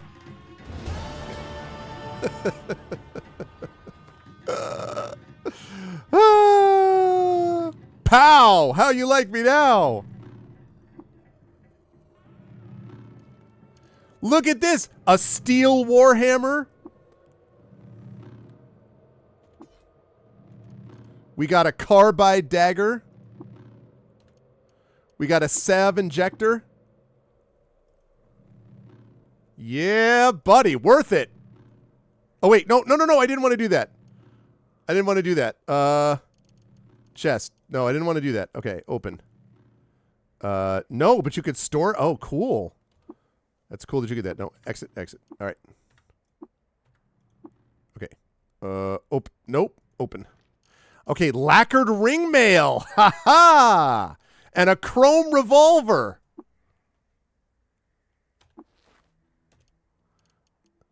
Yeah, buddy.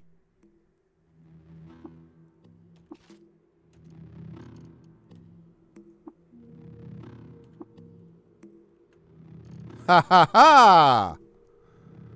Ha ha! Let's go! And now it's time to destroy... No, I'm not going to destroy this other rebel. Although I am curious, are there other chests over here? We'll never know. There might be a secret door, but that was 1,000,000% worth it, just to be clear. 1,000,000% worth it. I just want to be clear about that. Oh, that's right. I can't do a checkpoint yet. Oh, also, I do want to check something. Can I even use this? Steel Warhammer. Strength bonus cap 3. Weapon class Cudgel. Dazes on critical hit. Well, that's what I have is Cudgel. Ha-ha! Break the wall with your Warhammer. Actually, I do wonder if my Warhammer will do more damage on this. I swear I'm not going to do this whole time, although it's tempting.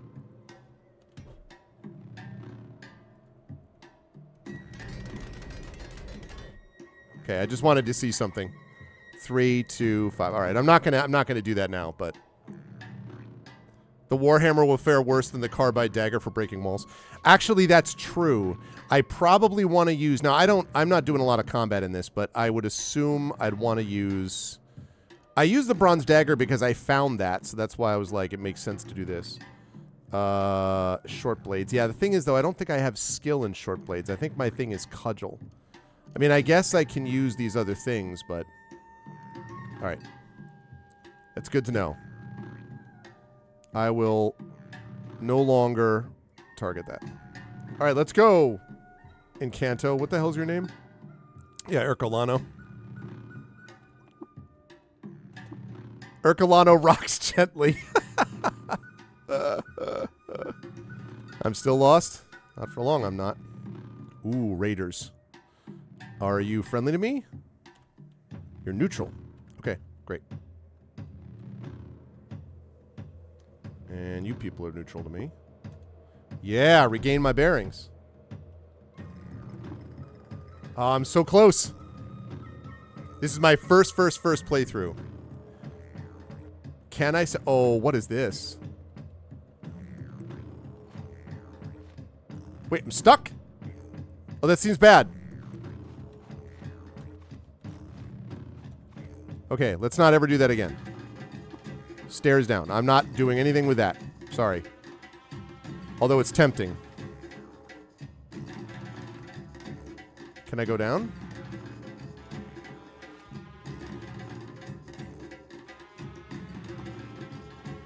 Yeah, I know I'm lost. Wait, what happened to my chair? Oh, there he is. Woo! That was close. All right, let's build a campfire here. Let's cook up something awesome. Scorpiox right mid hind leg, a venerable chickpea, a sesame seed, and an uncanny dawn glider feather. Delicious. It really is. You have 3,100 hours. I feel like people who like this game really like this game. Pyron Jade, who's the one that has been talking about Caves of Qud for years, has like 178 hours in this game, which is... that's a whole lot, yo. You discover medial prism kinip. Whoa, what is this? Medial prism.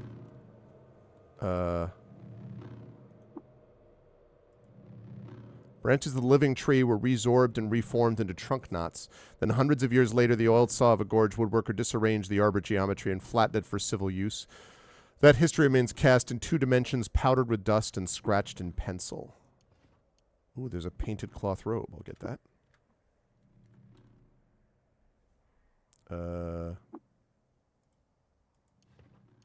I'll definitely take those.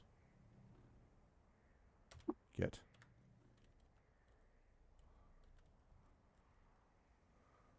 Wait, he's stuck?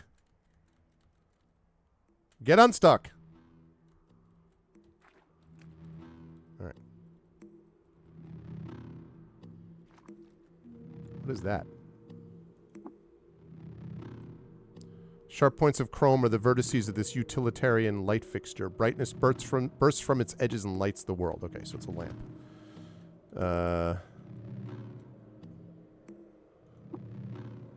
Shrine to Daesh, the sorrow of Dupar. The shrine depicts a significant event from the life of the ancient Sultan Dase. You felt bad and you went to pay for it? I'm glad that you went and paid for it in the end. It's a wondersome check, 100 hours. Yeah, I was doing it with a dagger, which I'm still glad that I did. Deep in the wilds of the snowflake-worshipping precinct of Dupar, Dase discovered Dursamish. There he befriended fish and helped sack a village and burn its homes to the ground. Okay. Dupar Snowflake Quadrangle. Visit the Dupar Snowflake Quadrangle? Okay. Wait, can I pray?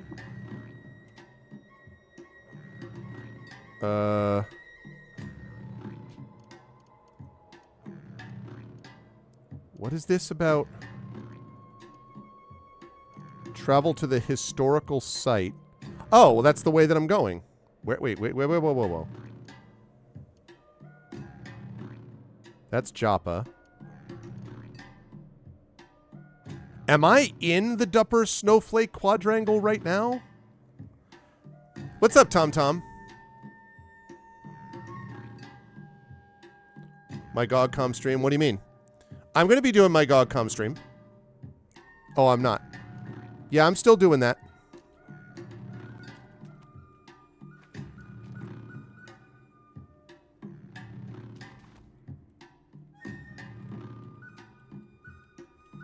What is that? Oh, it shows the location at which you got the quest. Okay. I don't know why I need that, but...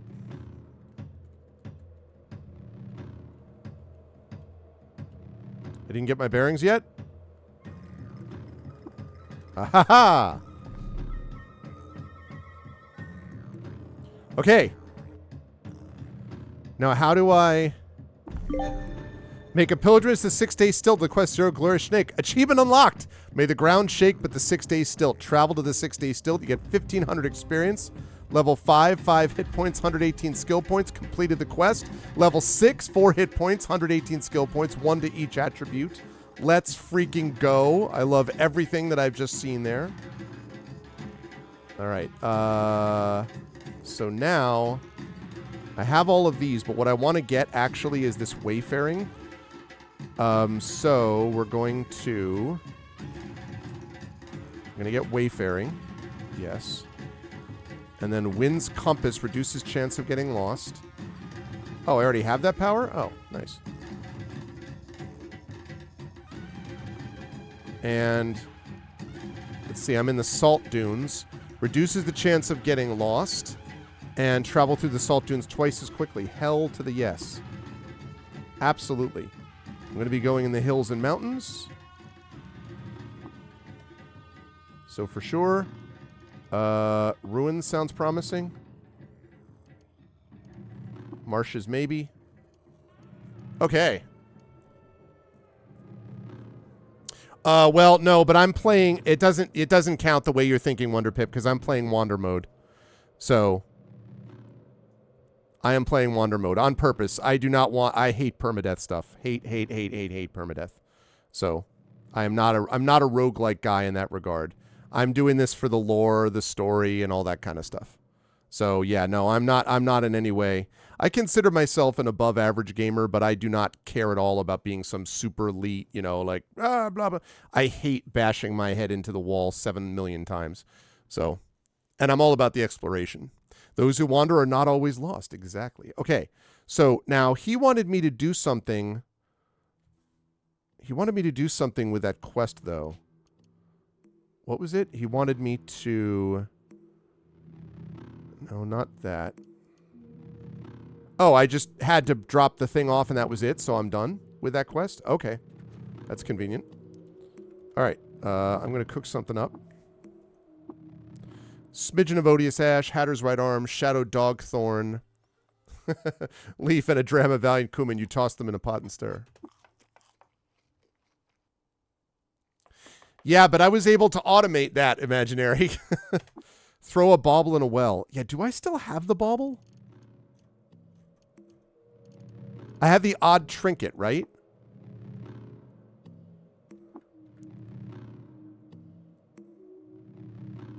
The quest is just to come here. Yes, exactly. Okay, who are you? Snapjaw, Howler, and Mechanimist Convert. Fur is matted in blood-brushed clumps across his skin. Long fangs break the plane of his bristly snout. His hind legs tick, and he reaches with his forepaws for the reassurance of the dirt. In the earth's lightless recesses, troglodytes are reclaimed by the primal forces that once shucked them towards civilization. Okay. Hi. Lip drin. Lip 'em drunk. May the drown shake, but the 6 days still never tumble. Live and drink. And blessed be the Cassifessence, the muse who rouses their hearts.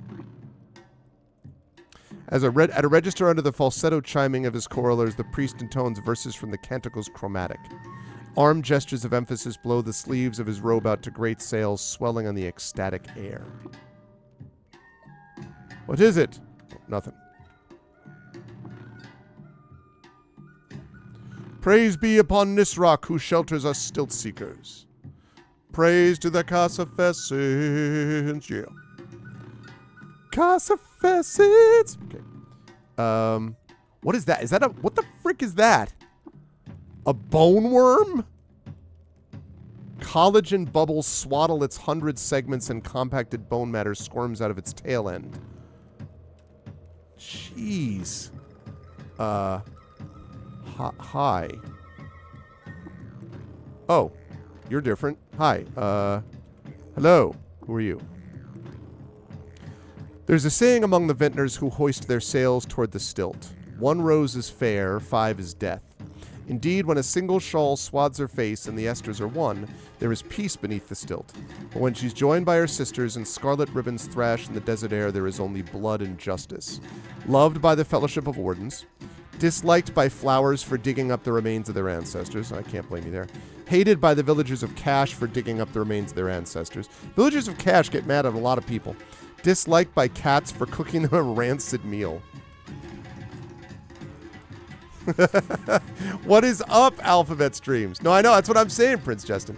Boneworms are real things IRL. I did not know that, actually. Good to see you, Alphabet Streams. Happy holidays. And yes, listen, I'm all about the singing when needed. So, thank you, Prince Justin. Thank you for the gift sub to Alphabet Streams. And by the way, for those of you here, you should also be following Alphabet Streams, who is part, as is Prince Justin and others, and Triffid and others, of the Skiffy and Fanty podcast, which is a well-known Hugo-nominated, multiple-time Hugo-nominated fantasy and science fiction podcast that does reviews and all this kind of awesome stuff.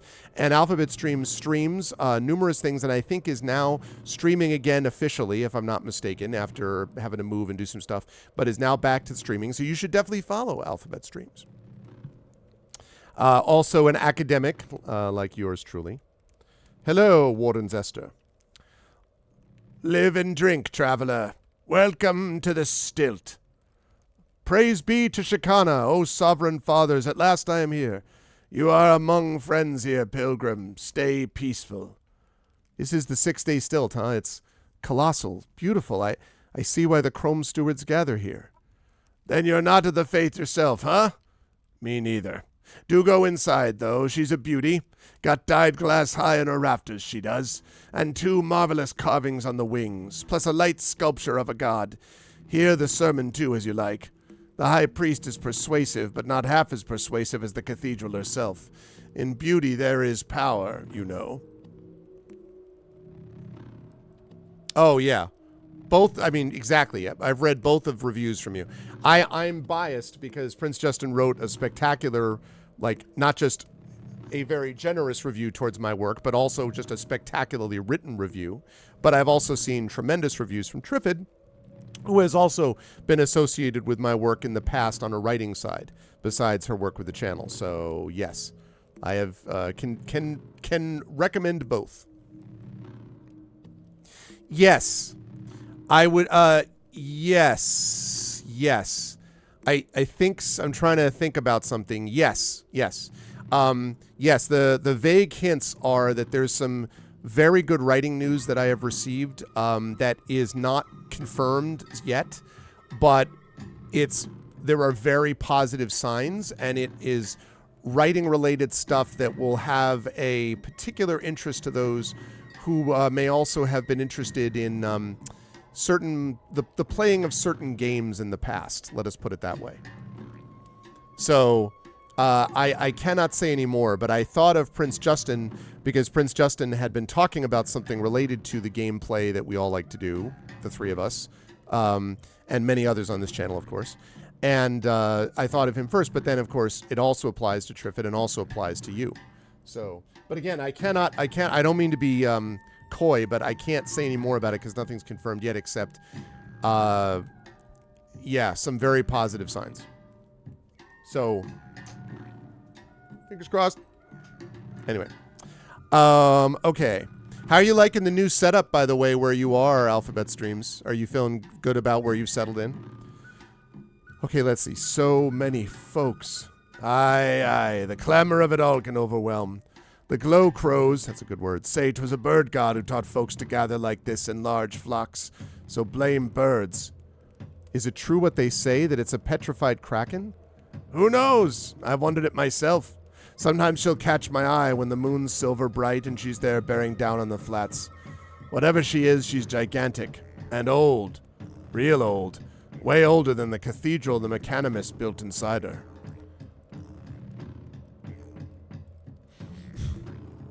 Much better than the first time. We don't have roaches and mice now and kiddos in better school. Oh, good.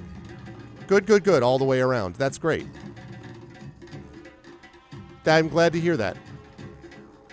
That's cool, because I know it was a big switch. It was big. You were going through a lot. For example, moving books and so on. Oh, and well, I don't know whether this is for public consumption. Did everything work out with situation with previous place? I think that's opaque enough that it's not going to make any sense unless you want it to make sense.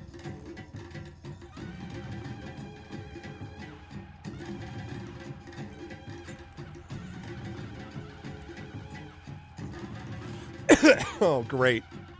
It worked out using a painful definition of workout. Tremendous. Oh, man. That sucks. Well, I mean, end up paying a bunch of money, but we're... it's crap that you had to do that, but I'm glad that you're out. So, I actually can't wait to stop by. How's the internet in your new place? Because I want to stop by the stream and see how it looks.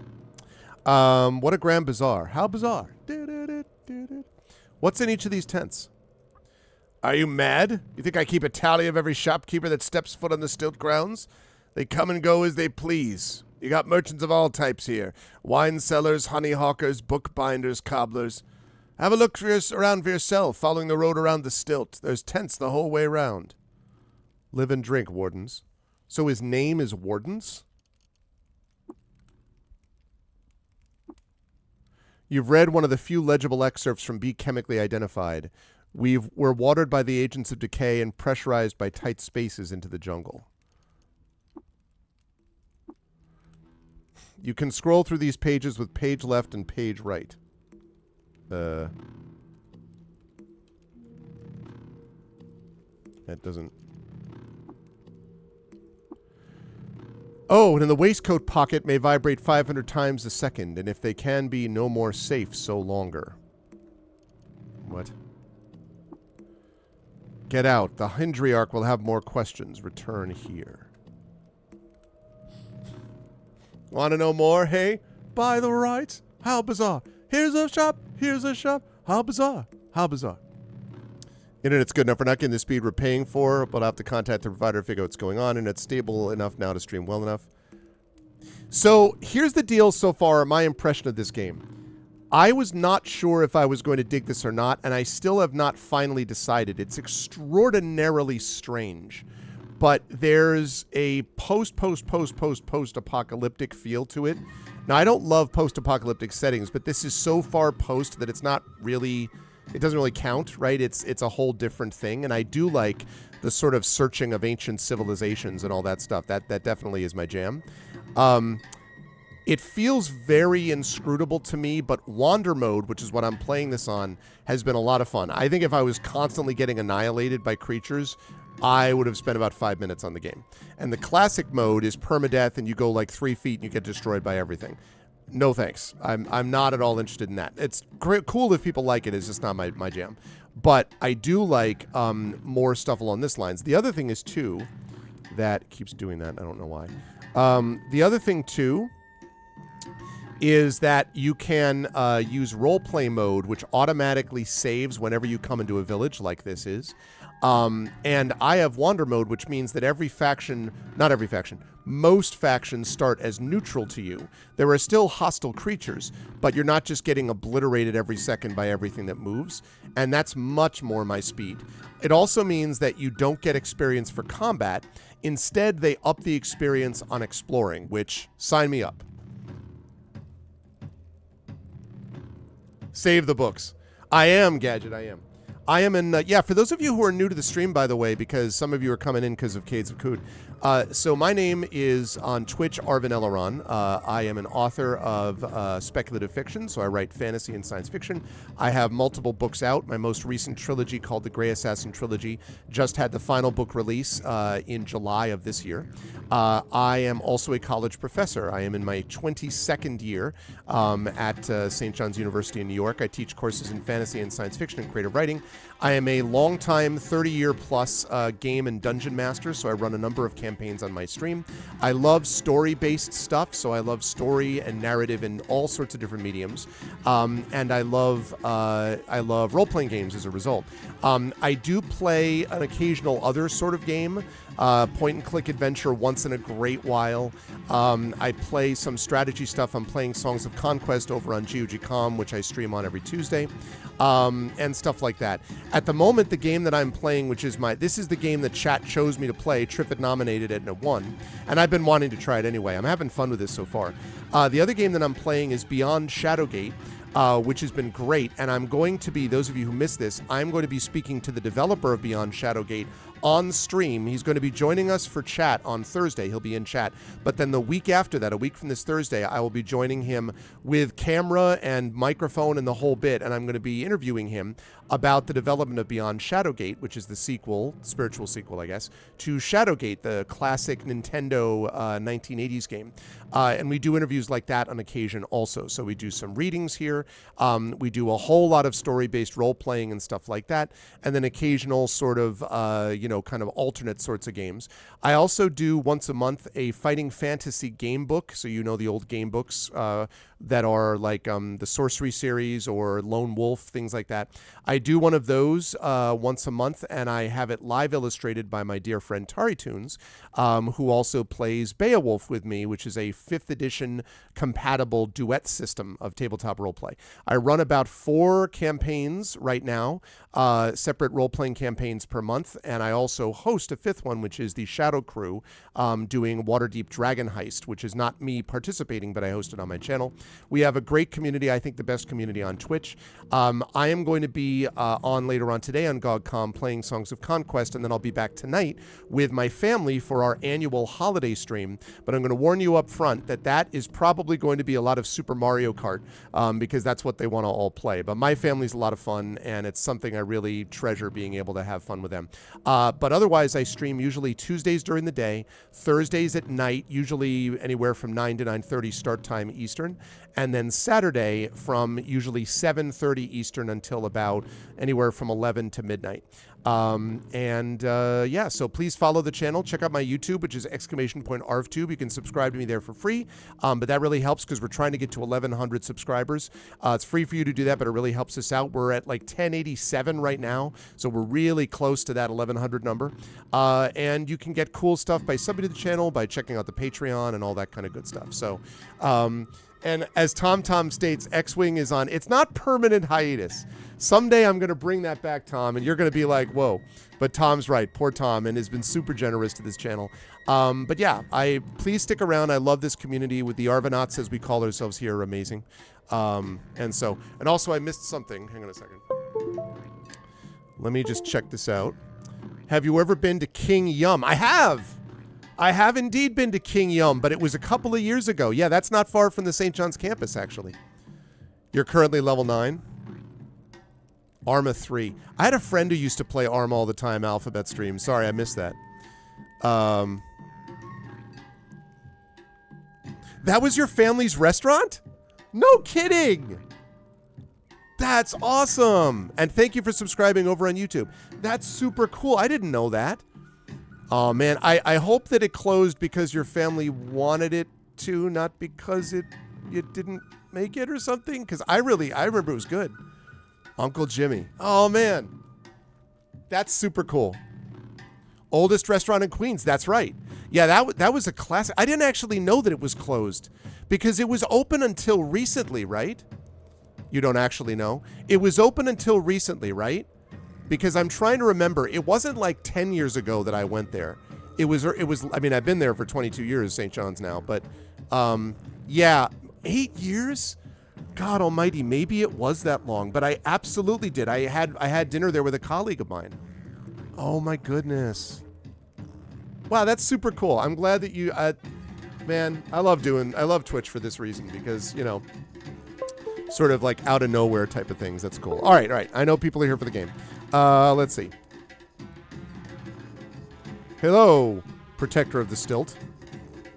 A dyad of ladder braids from his face like... This feels to me, by the way, like what would happen if NetHack and Horizon Zero Dawn had a baby with Ultima 1. I feel like that's basically what I'm looking at. Circa Marginelli and the Canticle's Chromaic. His broad shoulders and traps bear the imprint signature of plying the soldering beam and Aegis tools of craft that duel the sacred armaments. And then he has this equipped. Also, I want to note, I do like these... I kind of like these graphically, actually. Because they remind me of, like, Intellivision sprites. And I've done that, too. Polynesian everything. Yeah.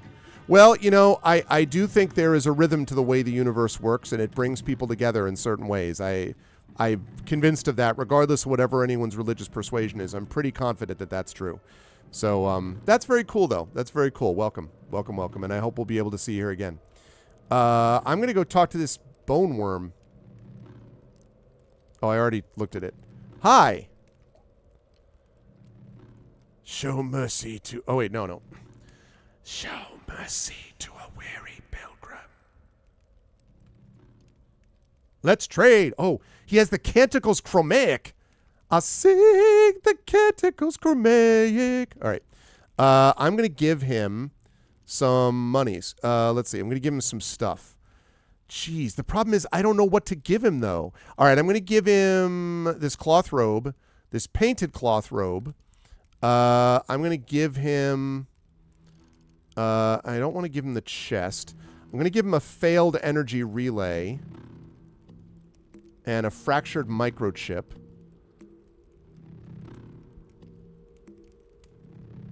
I want him to give me that. So I'm way off there. I'm going to give him a salve injector. How do I refill water skins, by the way?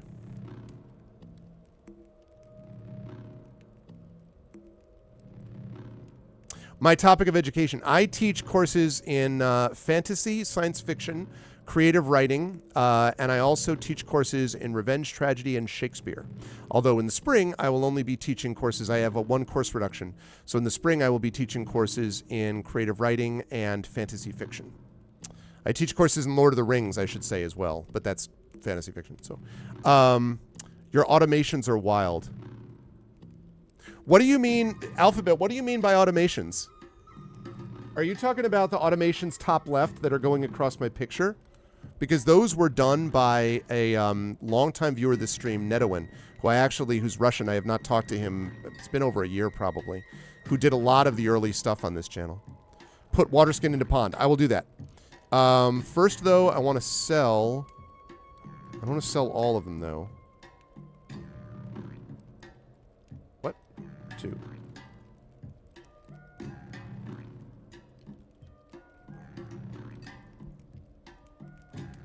No, how do I sell... Damn it. How do I sell 1? I only want to sell 1.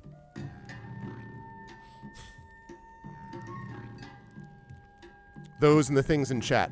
Well, the things in chat are based on Arcanusbot, and that's originally done... Shadowed Mage is the one who programmed that, but you can add all these extra commands, which are super, super useful, and I highly recommend them, and you should talk to Shadowed Mage. And the thing you see on the top left that's going over my picture, it's only going over my picture because I really have this overlay here set up for Beyond Shadowgate, not for this game. So just to be quick, I moved chat over to the left, and I moved my webcam over to the left, my camera over to the left. And so the thing that's appearing over my picture is a browser-based loop thing that I have that Nedowin made for me, which is super cool. And also, putting out my links. No, that's Triffid doing that. Whenever people type in a command, or Prince Justin is very good at this too. I mean, everybody and all the people in chat are very good at this. You do exclamation point. Prince Justin and Triffid are super good at it. Shadow Mage does it sometimes as well. Dragon Spear is great. Echo Alpha is good at these. Yes. So anyone in chat can do that. All right. How do I make this? How do I? Oh wait, I think I see how. Maybe. Yes, I figured out how. Haha. Okay. 79.31. Okay. Plus, I will trade. Yes, give me some water. Okay, so now I have a book.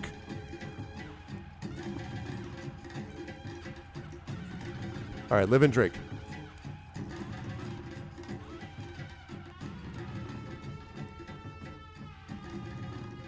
All right, I will get out. Oh, shoot. What did I do? Why is that doing that? That's really weird. I don't like it. Why? What? Darn it. Ah! What did I just do to myself? Did I just... Oh, I ran through some vines, goddammit. All I'm trying to do is pull this down. Why did this go up here?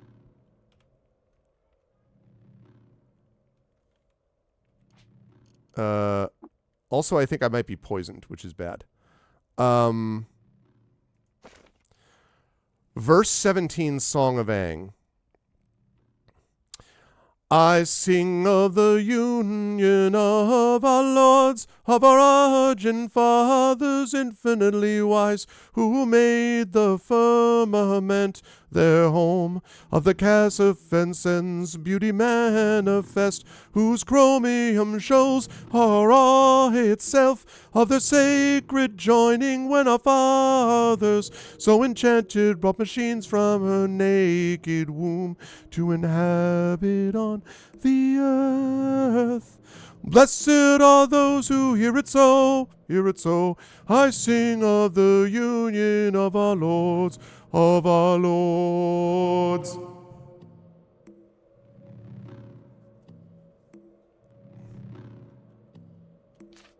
Song of Beth. Oh, curse the wretched spectres who yet possess her children. Oh, curse the autumn rains which eat away their shine. Oh, praise the Argent fathers who sired all her children. Oh, praise the Cassifescence which watches over mine. I love it. Oh, thank you, Prince Justin. Song of Ben Coronium. It's a little bit hard to do it with this music in the background. Let's see. A jungle is but a garden, a lake is but a drop of rain, a desert is but dust in her hands, a wind is but her eternal breath, a sun is but her luster, our lives are but her dreams. Some of these are obviously not meant to be sung. Song of Crestasia. Sovereign fathers, I tremble before your glory. My heart quivers for the righteousness of your judgment, for you to humble the proud, to bear witness to their fall. I live to serve you. O sovereign fathers, I tremble before your glory. My loins quiver for the rapture of the sacred joining, for you to conjure chromium from inside me. As in chromium steel, as sung about by Billy Joel in the classic song Allentown. To bear those sacred apparatuses, I live to serve you. Okay. On the 6th day of sacred joining, our Argent fathers who in their benevolence breathed life into our flesh, created the Beetles to oblige our desires. Oh, praise our Argent fathers, wisest of all beings. Oh, praise the Cassifescence, beauty incarnate. Their being is our gift. Song of Ignatium. Verse 22, Song of Gednai. Immaculate chromium, spun on the cosmic loom, who shattered inward, then burst forth from beneath the crust of earth. The flesh of my children rots for you. The flesh of my children rots for you. The message is not over yet. The message is not over yet. Fall on your knees. Oh, hear the Argent few. Oh, Song of Gednai. Song of Ishurium. Oh, Beetle, Beetle, Beetle, they made it out of chrome, and when it's waxed and ready, I'll have a new genome. Hey!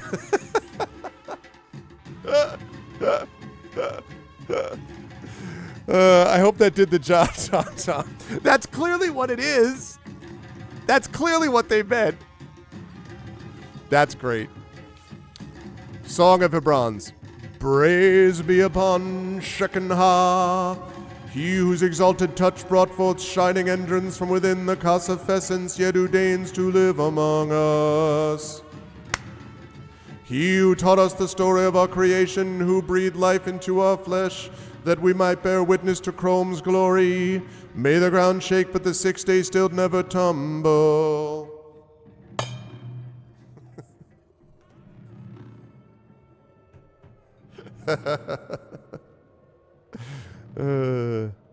All right, well, awesome. I don't know why that matters.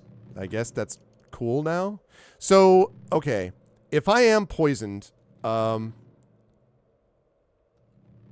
wait, no, I'm healing. Oh no, I'm fine. I'm not poisoned. What absurd. Why would I be poisoned? Okay. Hello.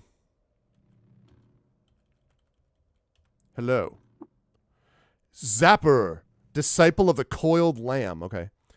Folds of coarse weave physician's cloth hang off his lissom frame like a gunslinger shawl, and the crinkled brim of an old hat blots the sun and starlight. Loved by the cult of the coiled lamb. Disliked by antelopes for tricking them into sharing their fresh water. Of course. Disliked by the seekers of the sightless way for refusing them entrance to a local library. Okay. Peace and health in the light of the star, pilgrim.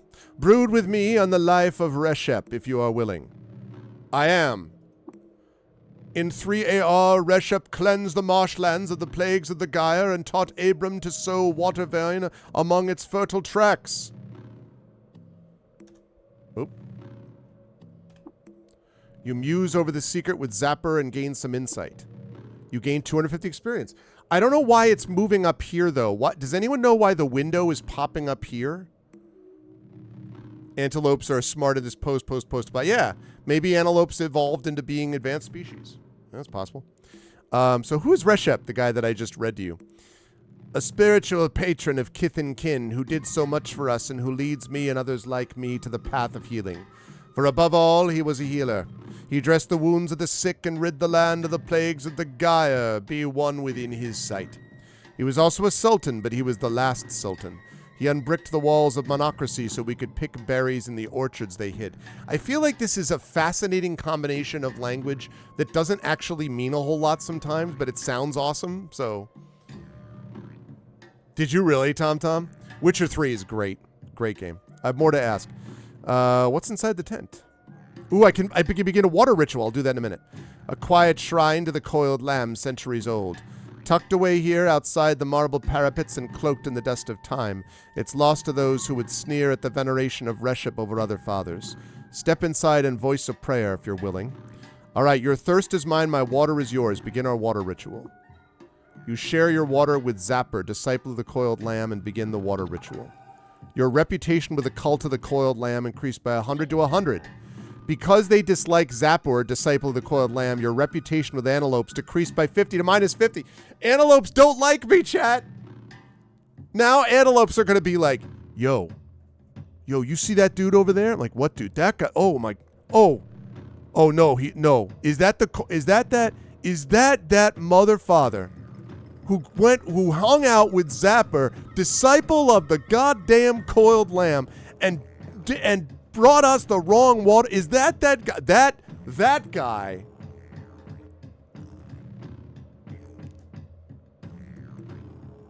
You should let them know, though, Tom. Because they disliked Zapper, disciple of the coiled lamb, your reputations with the seekers of the sightless way decreased by 50 to minus 50. Sorry, seekers.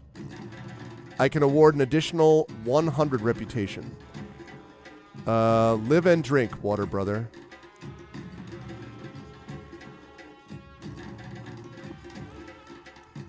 Okay. Woohoo! Okay. I just don't know, though, how to, so he, likes me now, right? He's still neutral? What the frick, man? I freaking shared water with you. But I still don't know why this is going up there. I don't know why it's doing that.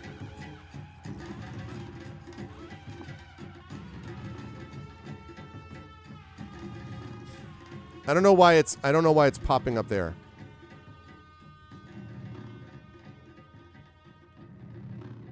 Ooh, hello. Hello, Reshep, the above. The shrine depicts a significant event from the life of the ancient Sultan Reshep. In 2BR, the Gyre widened, and the second triad of plagues afflicted the land. The legs of kith and kin annealed to iron, darkness bloomed from the earth, and the Svardim blackened the sky. Reshep walked below the chrome arches and healed the sick. Okay, I note this piece of information. Good, good. Yo, guess what? I've learned some info about Reshep.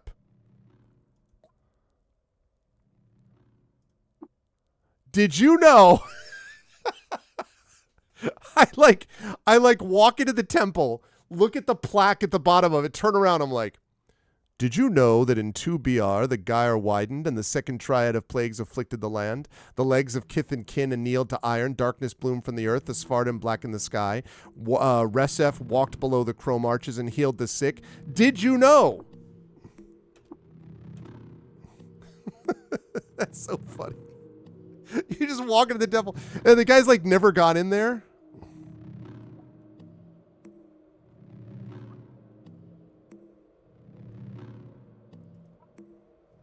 Okay.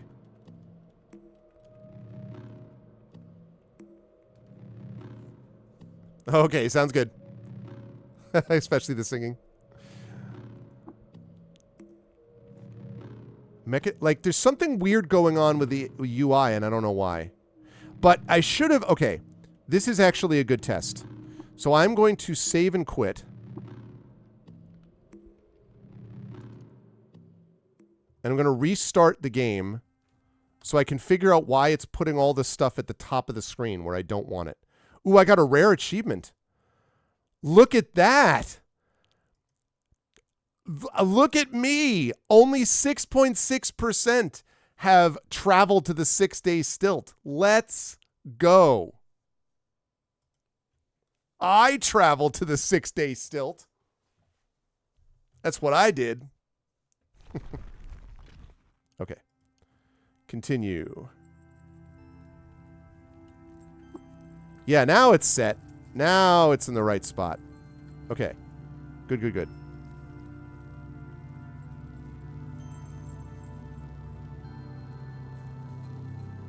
All right, you. Who are you? Oh, yes, you are a mechanist preacher. Something. Okay, I already know about this. Goodbye. Who are you? Oh, you're a choraler. Okay, but you're singing, so whatever. What the? Whoa! What? Hello? Brooding Gold Puff and Mechanist Convert. Auric gills tense and release, tense and release, tense and release, as if drawing breath into the puffer's stem. With each exhalation, it belches a cloud of golden spores like motes of sunlight. They flutter back to the cap and congeal into a golden plasma. May the ground shake, but the 6-day stilt never tumble. Let's trade? Oh, I have the same that you have. No, no thanks. No thanks. Live and drink. I don't want to get poisoned by whatever you have there. Thanks, though. Dogthorn tree. Bark is splintered into pointy spines. Freezing zone. There's a graveyard up there.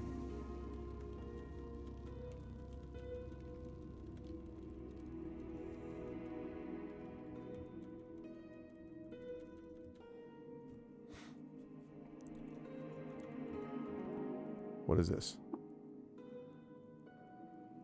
Look.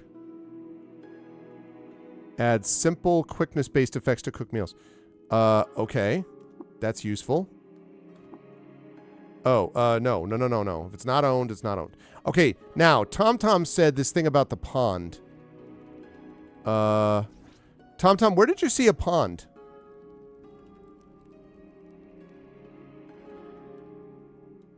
Did you say there was a... Oh, that's too bad. Pusfer said that he wants to say an Arvin Court under pets. Let me see here, Echo. I will do this live and in person, okay?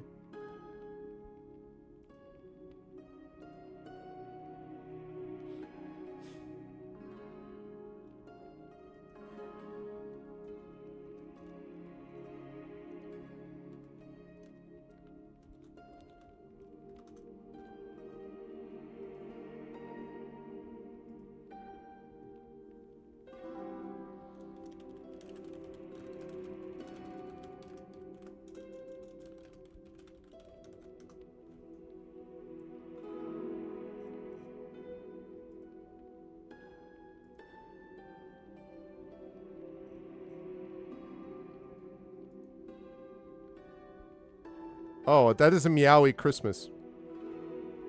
I love the coloration on Pussifer. Or Pussifer? Pussifer? Pussifer? It can't be Pussifer, is it? Is it Pussifer?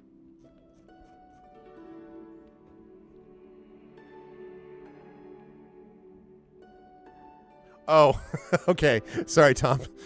I was coordinating a lot of things at the same time. I get it. I see what you did there.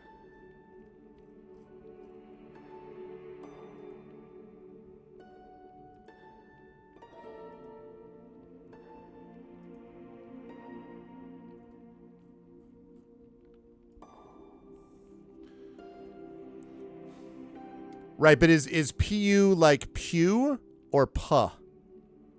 Is it puh, puh, puh, puh, puh? Or is it...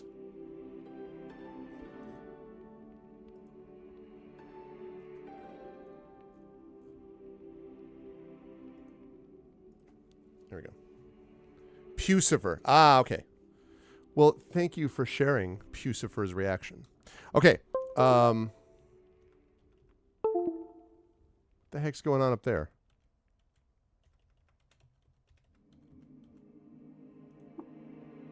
Oh, you're asleep? Okay. All right. Well, I heard there was like a shop somewhere. No. I don't want to go anywhere yet. There's supposedly a store. Wait, is that an antelope? Oh, no, it's a Hindran pariah. All right. Louis Hart. Ah! What just happened?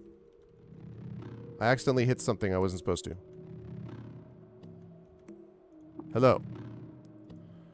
There's little more to the slight deerkin than a bundle of spindly limbs, patchy pale green fur, and tooth-white skin.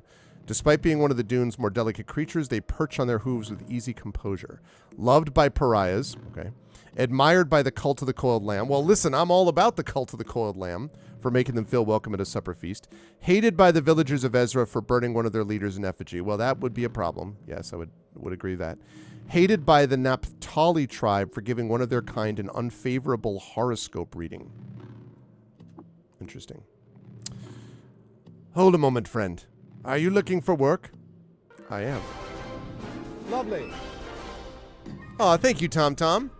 Thank you for gifting a sub to Imaginary Exponent. Thank you. Always appreciate the generosity, Tom, as you've been extraordinarily generous this year to the channel. So thank you so much. And welcome back to the Arvanauts from a subscriber point of view, Imaginary. Lovely. Take a seat, chew the bark with me, and I'll tell you what I know. I've heard tell that my ancestral hometown, Bela, is in some kind of trouble. Bela, my dear kin's back. They've opened their borders for the first time I know of and are specifically seeking to hire Kendrin. That's their word for outsiders like you. Would you be willing to go see what they need? Well, let's start from the beginning. Who are you? My name is Lulahart. The blood of the Hindran runs through my veins, but 2 of my 3 parents were Kendrin, so that blood is dilute and salt brine from being born out here. Dilute, salty blood. How do you know about Bela's troubles? Bela, the deerkin's back. My water goes to scouts and to keep a distant eye on Bela, to make sure that it is still there, still safe. I've never been within a parasang of my people's land, but I know exactly where the once hidden village stands. I will share this knowledge with you if you agree to consider whatever their request may be. Wait, who are you? Okay. Why do you care? Even blood as thin as mine ties me to the Carodian meadow. The Hindra may not say so, but they are my family. How do you know this? Oh, I talked about this. Why don't you go there yourself? I am not welcome in Bela. My blood is not pure, and I was not born in the meadow. These things make my name as salt in the mouths of true Hindran. They are misguided, but they are my misguided family. They stagnate as Qud changes around them. I worry. Very well, I will go to Bela as you ask. Bless you, friend. I feel better knowing that at least one Kendran will reach back to aid my kin. They are on the cusp of a new fate, and I wish to see it while I yet live. Let me advise you of Bela's location, and here's a little chuboon for your trouble. Thank you, Lilithart. I got a yonder cane. A new quest, Petals on the Wind. Seems to me you had this quest like the petals on the wind. Never knowing who the deer kin till the outsiders came in. Okay. Also, let's begin the water ritual. Yeah, reputation with pariahs increased by 100. Reputation with the cult of the coiled lamb increased to 200. Reputation to the villagers of Ezra really hate me now. So does the Naphtali tribe really hate me now. I have a secret to share with you. I can share with you. One auspicious day, Kutra met at a dream. She was throwing bones to pretend the future. From then on, she was obsessed with vessels of the fate. I'll give you one more secret. The location of the Dupper Snowflake Quadrangle. Okay. You share a secret with me? Goat Folk Village? Yeah! Okay. That's good. Still neutral, huh? Yeah, buddy. All right. So I'm now level 7. Let's take a look at my skills. 132. I want to get these ones here, as many of these as I can, because I'm going to be doing so much wandering. Ooh, there's a new one. Parate. You shame a nearby creature for 66 rounds. That's funny. Okay. But I'm not going to do that right now. We're gonna do this. Flower fields forever. Oh, I can do them all. I have all the wayfaring. I have learned all the wayfaring. Oh, I need to, yes, but I can't yet. Customs and folklore I'm going to need to learn for sure. Okay.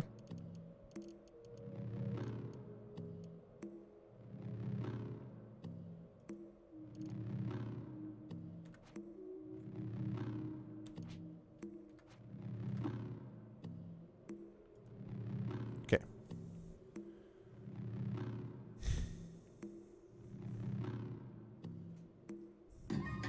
Well, both of you are nice people. Unless you're just hiding it very well, which is, I suppose, possible. 2 drams of blood. Oh, yeah. So the pool. So we need to find a pond to dip this in. But we don't have a pond yet. All right, let's go into this cathedral. Ooh. Who is this? Sheba Hagadius, librarian of the stilt and seed-spitting vine. In the narthex of the stilt, cloistered beneath a marble arch and close to her argent fathers, she muses over a tattered codex. She's safe here, but it wasn't always that way. As a youngling, her own kind understood her little. Only when she was gifted a copy of the Canticles Chromaic did she learn comfort or mirth or reason. Her journey to the stilt took several years, but now that she's here, Sheba seeks to consolidate all the learning of the ages tucked away in Qud's innumerable chrome nooks. Here she prepares a residence where pilgrims can study the wisdom of others and bring themselves nearer to the divinity of the Cassafessence. Okay. Live and learn, wanderer. Have you come across any books or scrolls in your travels? Do you care to donate one to the cathedral library? Whenever you return, you may speak to me and read anything you've donated. Yes. I mean, okay, wait a second. It's probably, oh, wait. I want to find out about the library because this is what I need, right? I want to give these things to a library. Okay, where is the library? Oh, we're in but the first phase of its foundation. The church has amassed a splendid collection of scripts through the years. Glorious Shekinah, praise be upon him, gifted us with several caches. The eremites work day and night reproducing them in the scriptorium, and I have taken it upon myself to beseech travelers, for the rarest finds often come from the least likely places. I don't think the skill tree is as big as Path of Exile 2, which I keep hearing great things about, by the way. You share the pessimism of my kin and several of the priests as well. My heart hears you, but listen to my words, and maybe you will come to feel as I do. To devalue wisdom is to devalue the Cassafessence. She shines in the void, refracting light, illuminating those around her. So does the written wisdom of our elders. The machinery of chromium is complex in its divinity. Don't we do a disservice to our fathers when we remain ignorant of it, of our past, of our future? Don't we deserve the joy of knowing? Bless Eshelstadt II, first child, for he believes as I do. Yeah, I'll donate books.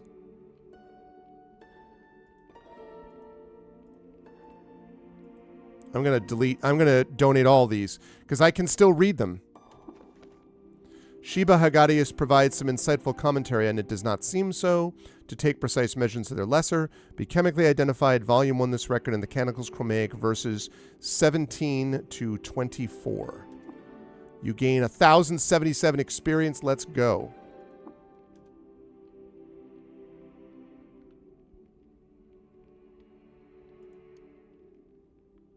Those are all the books. Can I read these? Yeah, because I can always read those from her. Okay. There we go. Lovely. That's what I'm talking about. Ways blocked by a marble wall, huh?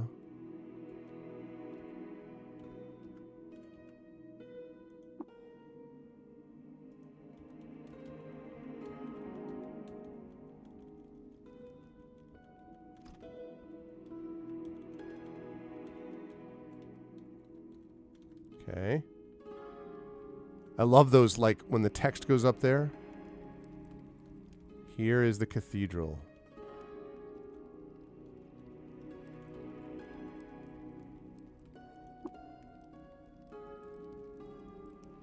Sphinx scenes of post-edification glamour are arrayed in gold and sunken relief around the lip of the black marble fount. The tracery of its bright veins spikes the eye, but down well recedes into a starless depth. Okay. Eshelstat II, High Priest of the Stilt. Oh, this is the big guy. The Onias is robed in flowing machinic regalia. He is the voice of Shekinah, and so he wields the charm of words to give depth cues on the shape of the cassifessence and repeats the story of the fathers who transited her from the ideal to the material.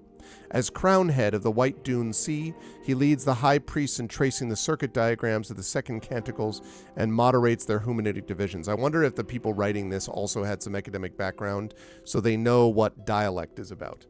Also, I'm sorry I just saw this, Omizu. I was so busy running around. Happy holidays to you as well. I hope all is well. Good to see you. Omizu is sitting in YouTube chat as well. And yes, I'm going to be on, by the way, for about another 20 minutes or so. And then I'm going to be heading over to GOG.com at 4 p.m. Eastern to play some Songs of Conquest. And then I will be back on this channel later this evening, although not as late as usual, not 9 o'clock. I'm going to be doing it way earlier than that, with my annual holiday family stream, which normally we do on Christmas Day. But since I am streaming today anyway, it makes sense to do it today. Probably that's going to be, I'm guessing we got some Mario Kart in our future, so that'll be a fun time. You get to see the rest of the Arv clan. And then I'll be off tomorrow, but I'll be back on Thursday night for Beyond Shadowgate, which is good stuff. Okay, let's see. Loved by the Mechanimus, obviously. Disliked by Chava, the Tree of Life, for releasing snakes into one of their camps. Okay. Can I chat with you? I want to chat with you. Live and drink, friend. Let's begin the water ritual. Your reputation with the Mechanimus increased by 100 to 100. Chava, the Tree of Life, is not a fan. Minus 50. I will share more. Fail Zoom. I'm going to tell you about the location of Hapat Prism. And also Medial Prism Kinship. How about a secret for me? Thanks.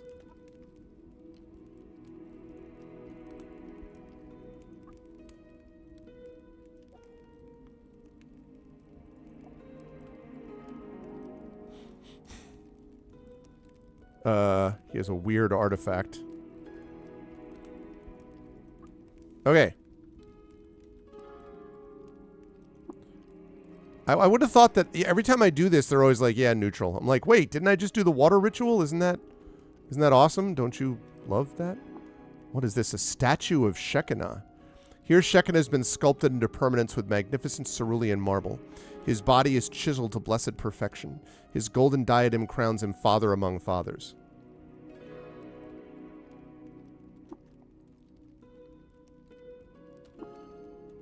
You know, if Dragonspear is still around, Dragonspear, you realize, right, that this is very Ultima-ish, right?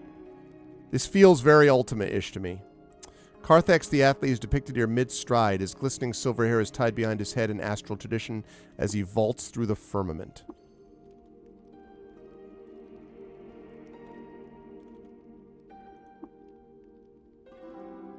Reshef. So these are all the sultans, I guess.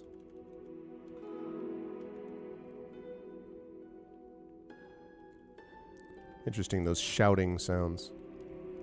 I'll come back to you. Statue of Dagon.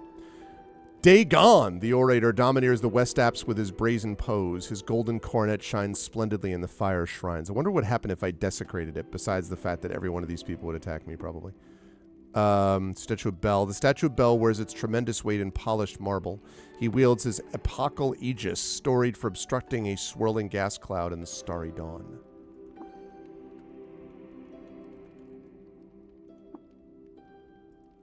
Nisroch, the star mason, is depicted here straddling the earth with his mighty legs. He dons his favorite sash, whose folds are exquisitely worked in gold. All right. Right. Okay, great. So now I'm going to go talk to you. Hologram of Shekinah. Glorious Shekinah, Argent Adonis and First Father, poses in luminous mummery. These sentences. With the stature of the ageless stars, fixed and permanent. Dagon, bow and pray. Exactly. The Ultimate Games. Very much Omizu. This is sort of like if NetHack, Ultima Underworld, and Horizon Zero Dawn had a baby, it would sort of end up like this, I think. With the stature of the ageless stars, fixed and permanent, he appraises the temple erected in his honor and cocks his head in approval. Befitting the memory of his union with the Cassifessence, he clothes his manifestation in cerulean shades, forsaking the viridians and russets of the lowly plants and clay earth. Okay.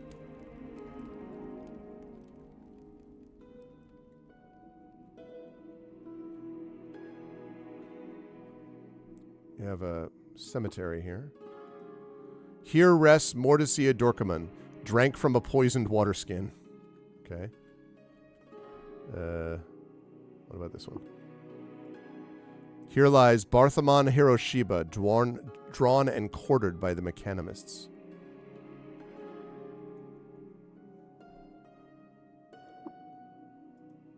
In memory of Hagatul Mathakai, made too many mocking sounds at an albino ape. All right, I think I get the picture. I think. Okay. So I wonder if I auto-explore, if I hit auto-explore, is it going to steal a bunch of stuff from people and everything because it just willy-nilly does whatever? Or what? I'm curious. Graffitied concrete wall. What? Graffiti is scrawled across the surface. It reads, "A future shock." Interesting.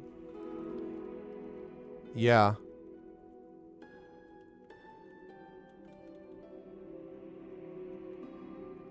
I like the music in here.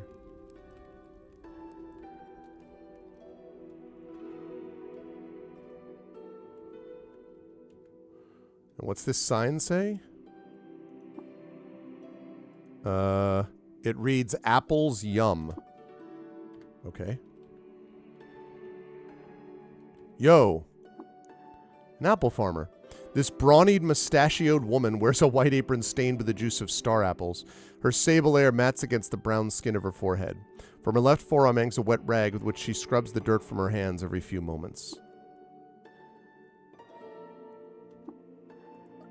Mind the trees, friend. They ain't yours. All right, let's trade. Star apple in flight. Afternoon delight. Okay. 25 drams of cider.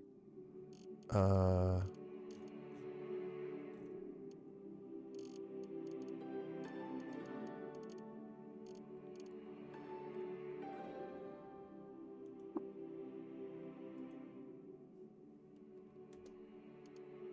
guess, okay, so that's food.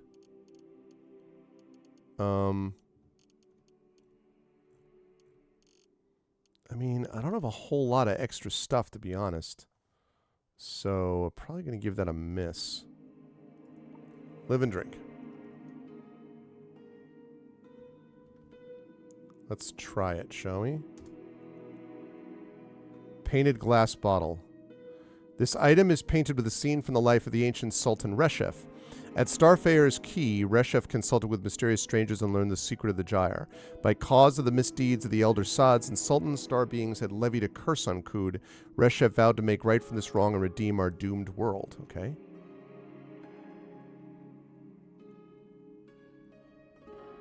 I think you're right. I'm just looking to see what this does because doesn't seem to be anywhere else to explore.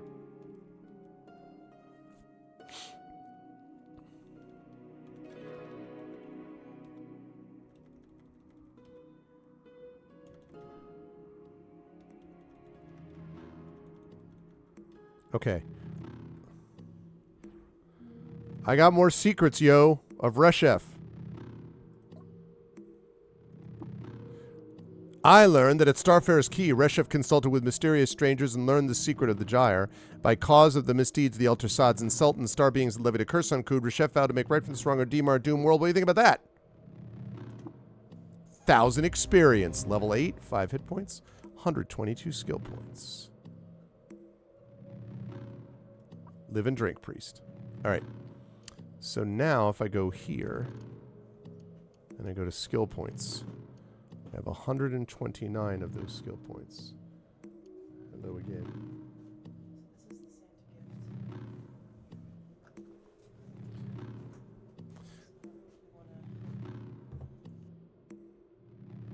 One sec, chat.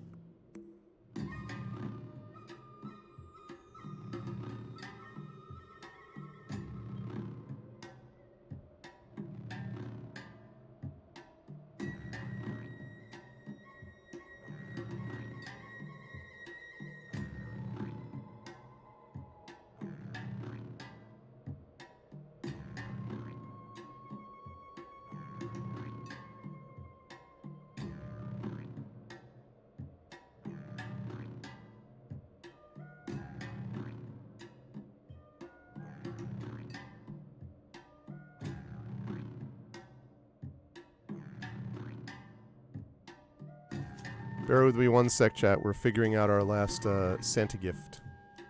Well, I mean, we know what it is. We're just, I'm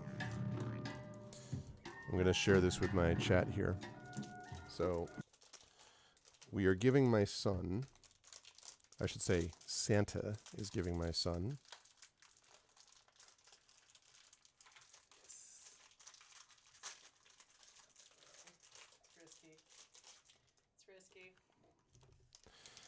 It's a little risky, but he loves doing like film stuff, like doing videos on one of our phones. So we're going to give him this one, which is like a cheap, pretty cheap, but it's like, thing that he can hold himself. And he's, he's 8.5 now.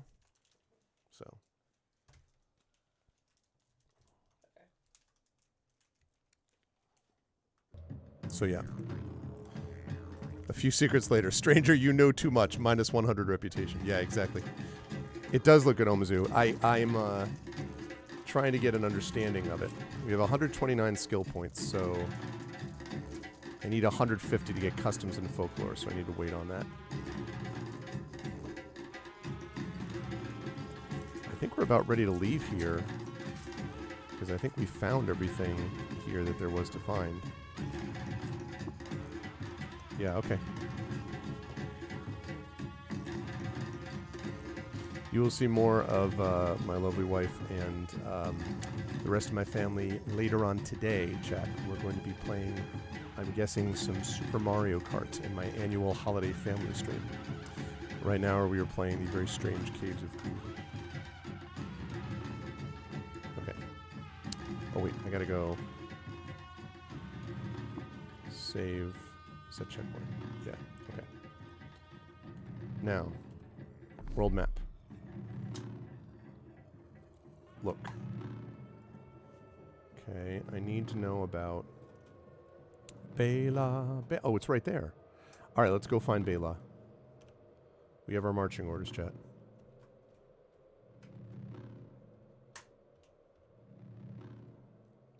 Bela time. We found our way to Bela. What am I supposed to do here with Bela? We're supposed to investigate Bela and find out what's going on. All right.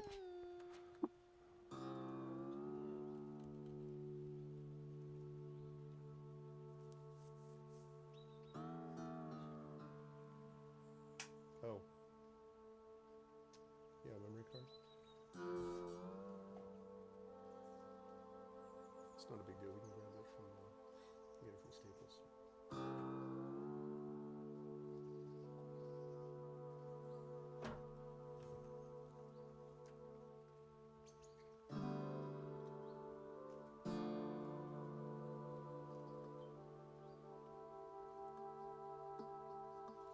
Just need an SD card. That's what she. Seems to be working as fine. It seems fully charged also.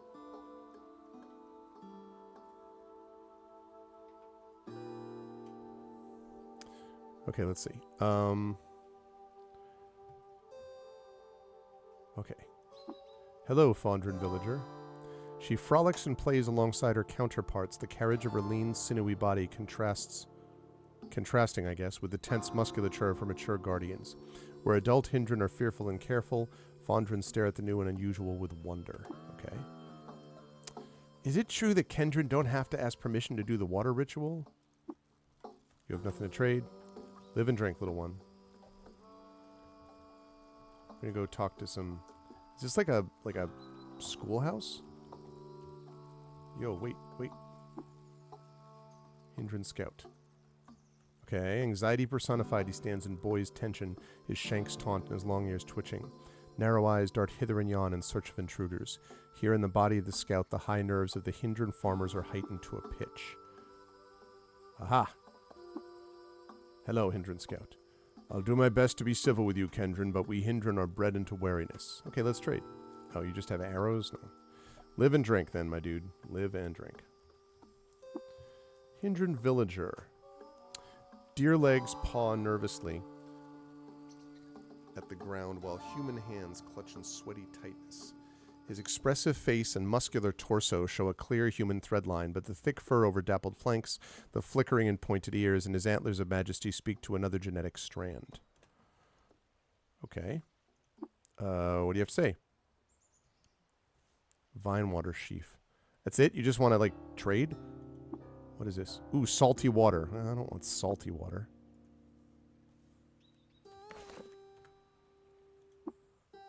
I assume that salty water is bad.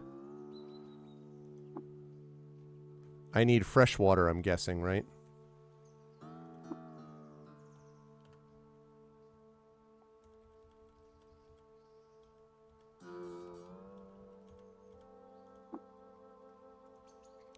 Foodstuffs, all right. Hello, Isahind. Icy vapor trails from her hands up her foreign-made tunic and mists her dark shoulder-length hair. What most distinguishes her among her Hindran kin, however, is the warm smile she flashes at everyone, even intruders to the Weald. Hey, what's up, Isahind? Oh, a real-life Kendrin here in our village. Live and drink, lovely friend. If you'd care to trade, I have a modest amount of local goods I can offer. Oh, yeah, you do have more. Leather bracers. Ooh. Sure. Let's have you trade that, and in exchange, I will trade to you, I guess, I'm a little worried about giving you, yeah, I feel like I shouldn't be giving up any of these things. Let me trade to you one of my salve injectors.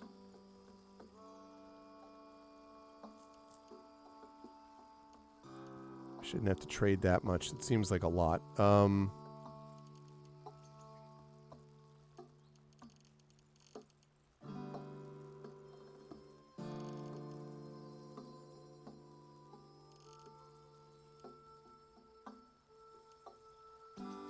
Ooh, that looks pretty good. All right, let's make that. Okay, so I'm going to give you one torch. And I want to trade all my witchwood bark.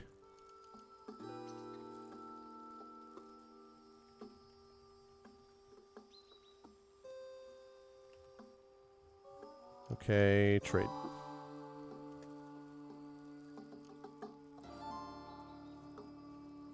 I don't even know what she just traded me. Oh yeah, the leather bracer.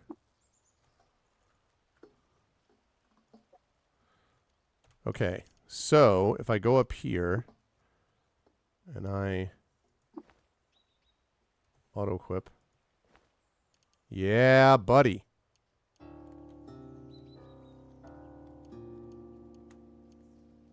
There we go. Getting there, getting there. Still need something for my head. But I'm getting there.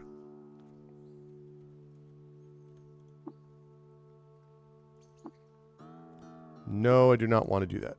I figured I was just checking. I still need to find out what's going on with this place. Something strange is afoot here in Bela, no mistake. But I'm forbidden for investigating. If only there were another detective that I could advise. I'm here for this! Early 80s CRPG nostalgia is floating back to me while I watch this. Yeah. Well, that's exactly what was the sort of, like, underpinning of this. And they were also inspired by Gene Wolfe's work and by the work of Jack Vance, like the Dying Earth series and stuff like that. I mean, I'm right here, dude. You can talk to me. Nothing to trade. All right, what about you? Look.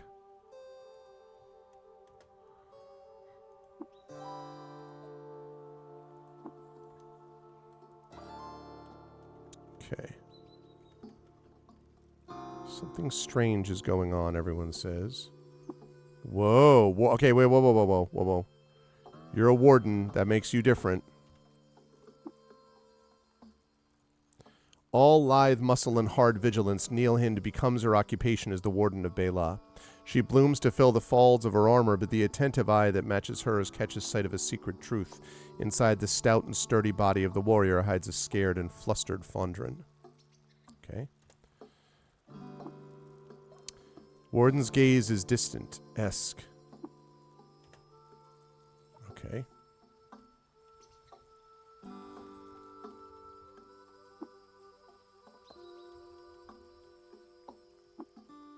Hindran Scout.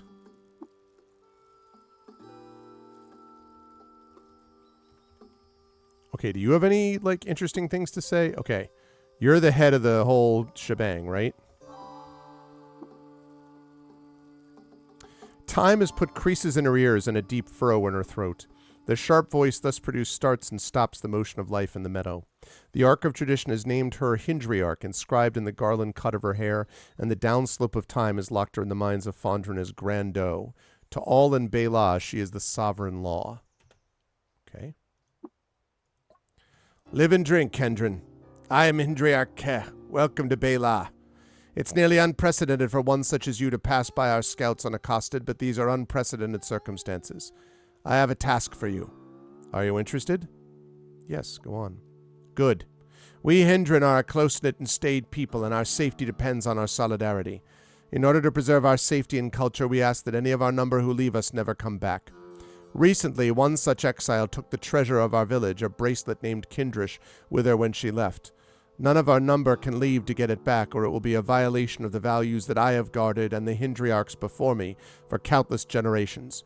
Will you help us recover our treasure? We have a small cache of valuables we can offer as a reward. All right, I'll find it. Excellent. I'll do my best to reward you to your satisfaction. Though her name is sand in my mouth now, the exile who stole Kindris is called Eskind. She left a few weeks ago. Hey, what's up, Critchwitch? Welcome, welcome. Thank you so much for the resub, Critchwitch. 57 months. An Arv on a day like this, exactly. Welcome to Caves of Qud for another 5 minutes or so. Didn't I run into an Eskind? I thought I ran into an Eskind. She left a few weeks ago and took her sister and brother with her. I don't know where she's gone, but Warden Neelan might, as they were close friends as children. Find the exile called Eskind and retrieve Kindish from her, even if the cost is the life of her and her siblings. Kindrish has been handed down over countless generations, and it belongs to my people, not as any individual. Go, Kendrin. Speak to Warden Nilahind and find out where Eskind is hidden. All right. Investigate Bela. Okay. Are you the... Okay.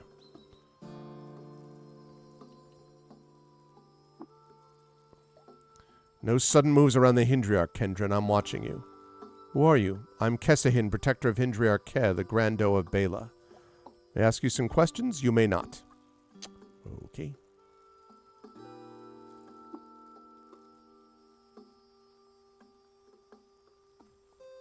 Okay. Yeah, I know, exactly. But I ran into your warden, Neil. Yeah, all right. So let me go talk to the warden. I'm pretty sure I've found an Eskahind, though. Warden Nilahind?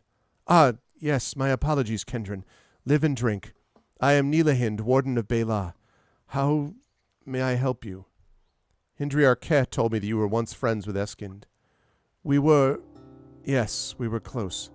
I can scarcely believe that she would be capable of doing such a thing. Stealing our greatest treasure? Eskind wouldn't possibly, but if Grando says it, it must be so. Urcolano gains a level, nice. Do you know where Eskind and her siblings might have gone? Oh, Esk and I, we had a place. There's a path to the south that leads to the remains of a lightning-struck tree made hollow by the fire from above. It was the furthest from the village either of us had ever been until I attended my first warden's moot. She and I would spend time there back then. Perhaps she's there now, but I don't dare check. Okay. Follow the road south to find the hollow tree. All right, let's do that.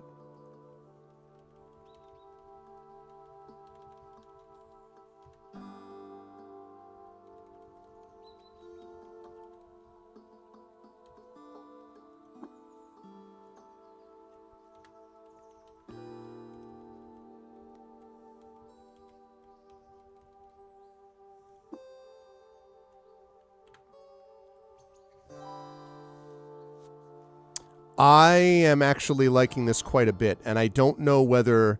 I mean, it's so early that I don't know whether it's going to just start seeming too random to me, but it's pretty cool, I have to say.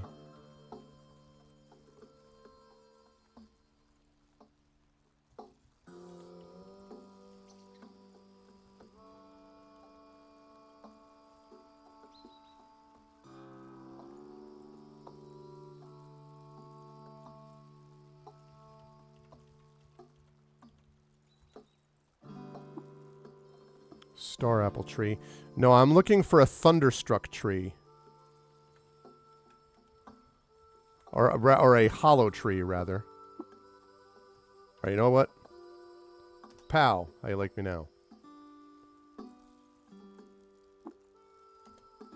There doesn't?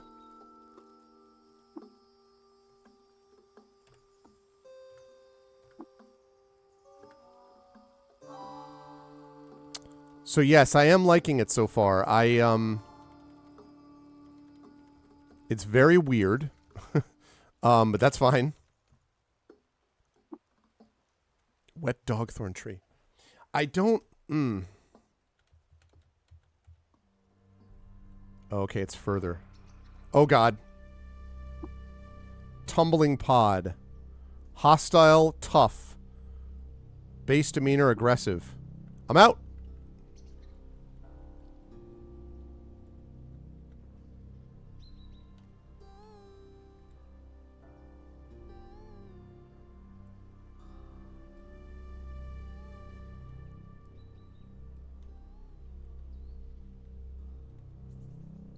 Is that her? Honey skunk? The hell is a honey skunk? Everything near the bantam mammal is damp. Fur, hair, leaves, soil, slick silver alloys. She's become a furry world unto herself, and the sweet and sickening honey mist about her is the atmosphere. Honey skunk.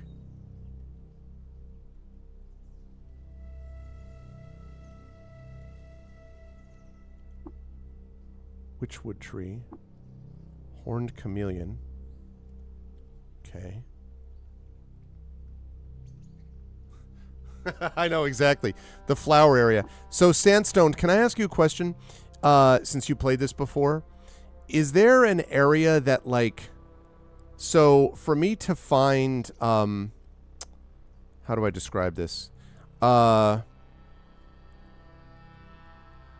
how obvious are the things that I'm looking for? So it said go south, follow the road south to the hollow tree. But, like, there's no clear road, per se. And so I could just, like, explore anywhere if I wanted, right? Like, I could just like, wander everywhere. How clear, and that this goes for anybody who's played this game before, how, like, I guess I'm wondering how obvious this stuff is.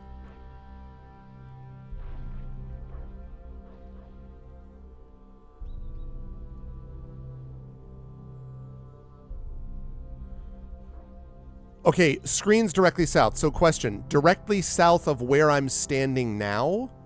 It's fairly directional. Thank you, False Spring. Like, directly south of the village? So, like, I'm too far south? Directly south from Bela, meaning I'm too far south right now. Is that what you mean? Like, I'm not telling you to tell me where it is, but I'm just curious as to, like, what that means. Only because I want to know, like, how much, like, knowledge I need to bring to this. So, if that, like, do I continue to go south? You haven't been super focused on the gameplay?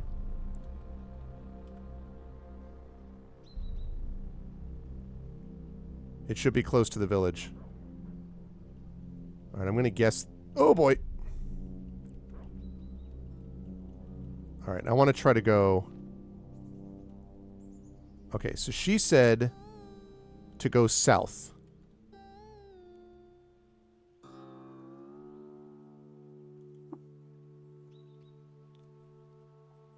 And just go straight. But, like, okay. Oh, God.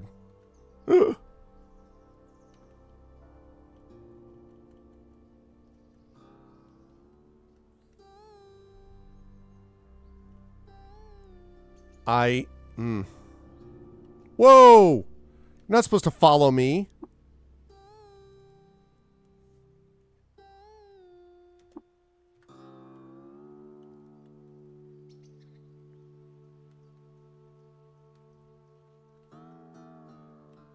Because if I go directly south, first of all, I need to go get a meal.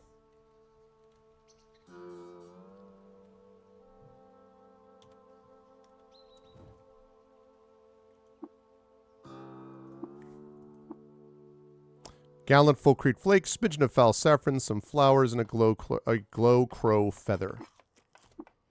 Lovely. Okay. You've been putting time at 1.0. I guess I'm just wondering if I'm definitely going to see it. Like, when I just keep oh, God.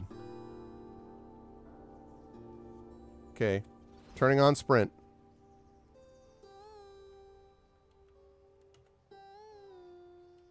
Okay. Jeez, dude.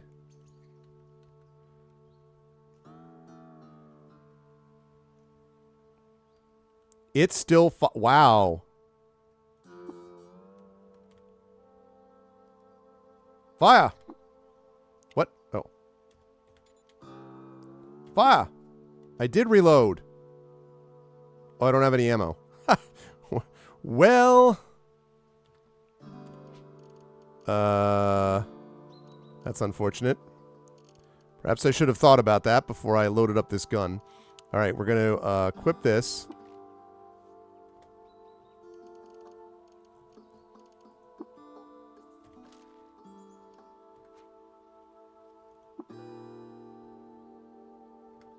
Fire!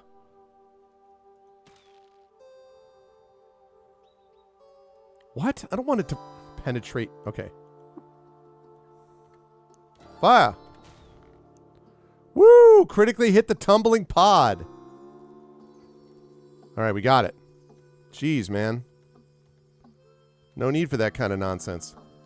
It'll be obvious once you come across it. Okay.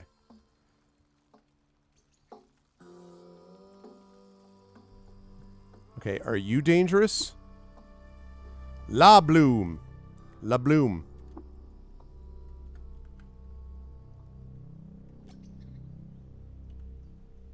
What is this? A dog corpse? Oh.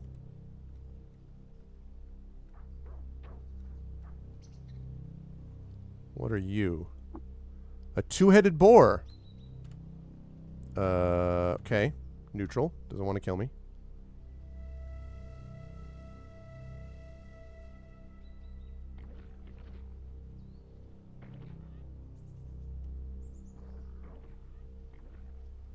Alright. You. Target. Fire.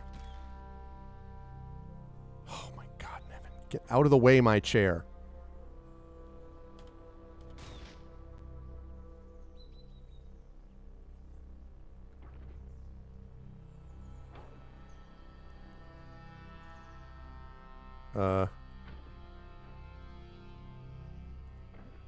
No, I didn't.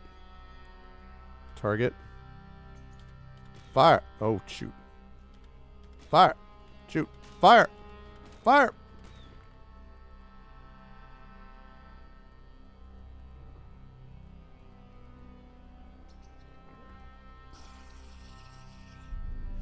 Corrosive gas. Oh, God.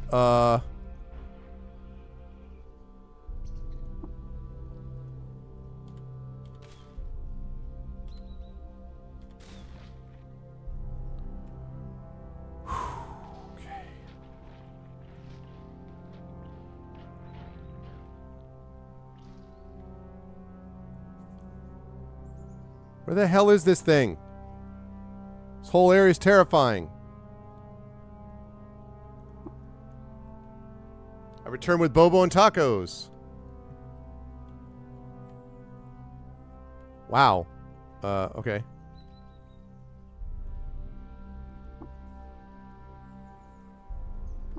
All right.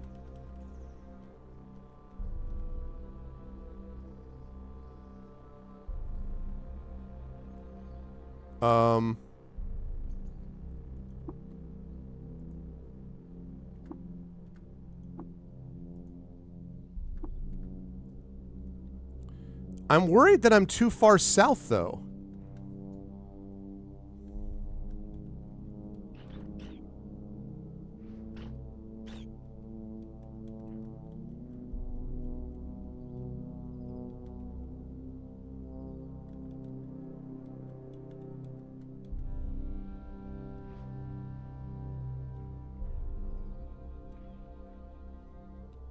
The hell are these? Snapjaw Scavenger.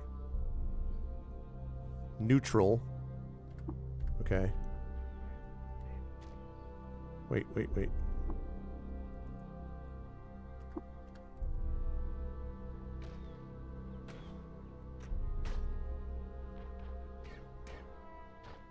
Critical hit. Yeah, you all keep fighting each other.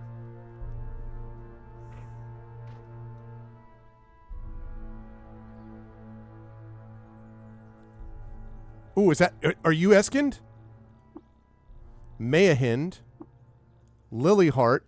Where's Eskind?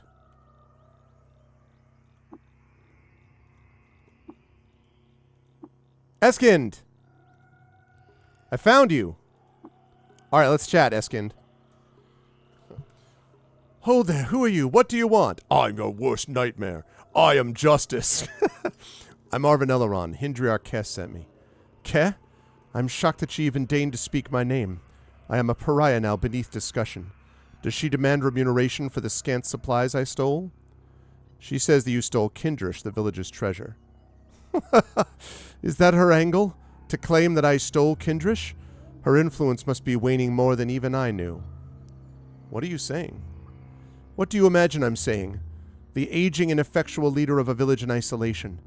A system that strives to forget anyone who sees the outside, no matter how much its inhabitants strive for a better tomorrow. Bela's isolationism provides ideal patsies for any crime the Hindriarch chooses to commit.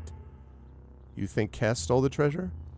Ah, you Kendrin are just as thick as the elders. I'd hoped otherwise. Yes, I'm suggesting that old Grando is trying to fool you in the village as well. I'm not certain that she stole it herself, but an investigation might undermine her authority, and she cannot have that. should I do then? The proof is in the petals, Kendron. You want justice? Find out what really happened. If you find evidence, Warden Neeland will support you. Speak to her. She's loyal to Grando, but more loyal to the truth. I will return to the village and we will sort this out. The Hindriarch will have to tolerate my presence until my name is cleared. I will live and drink. So, interesting, interesting.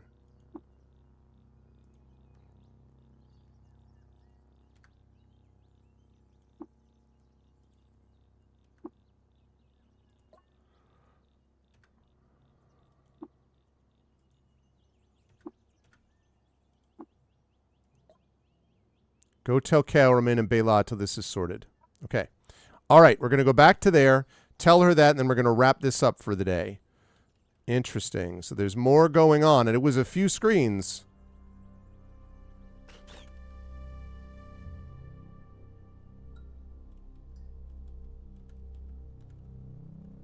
There's the road. Man, I just noticed what they meant by the road.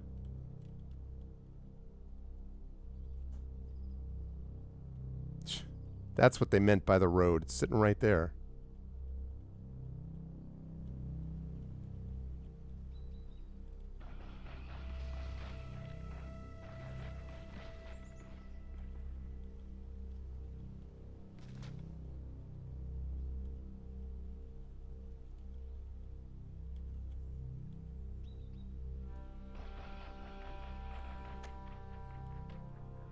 Okay.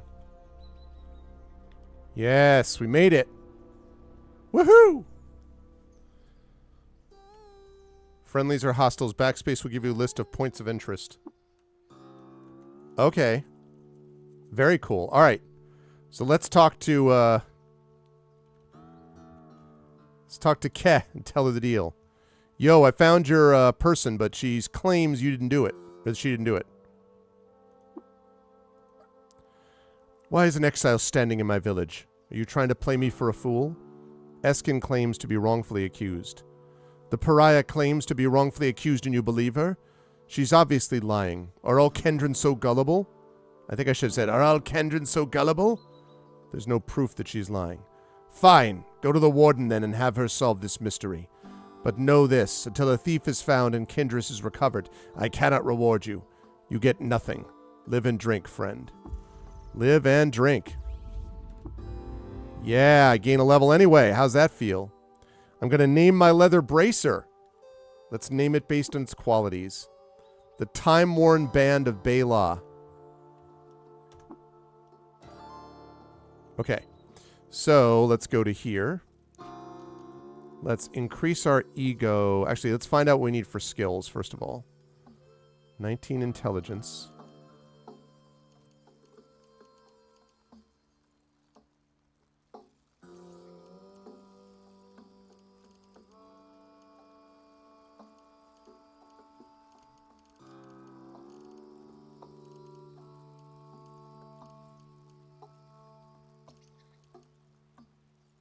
Okay, so we learned all those. We can berate. Inspiring presence. I need 25 ego. All right. Booyah. 25 ego.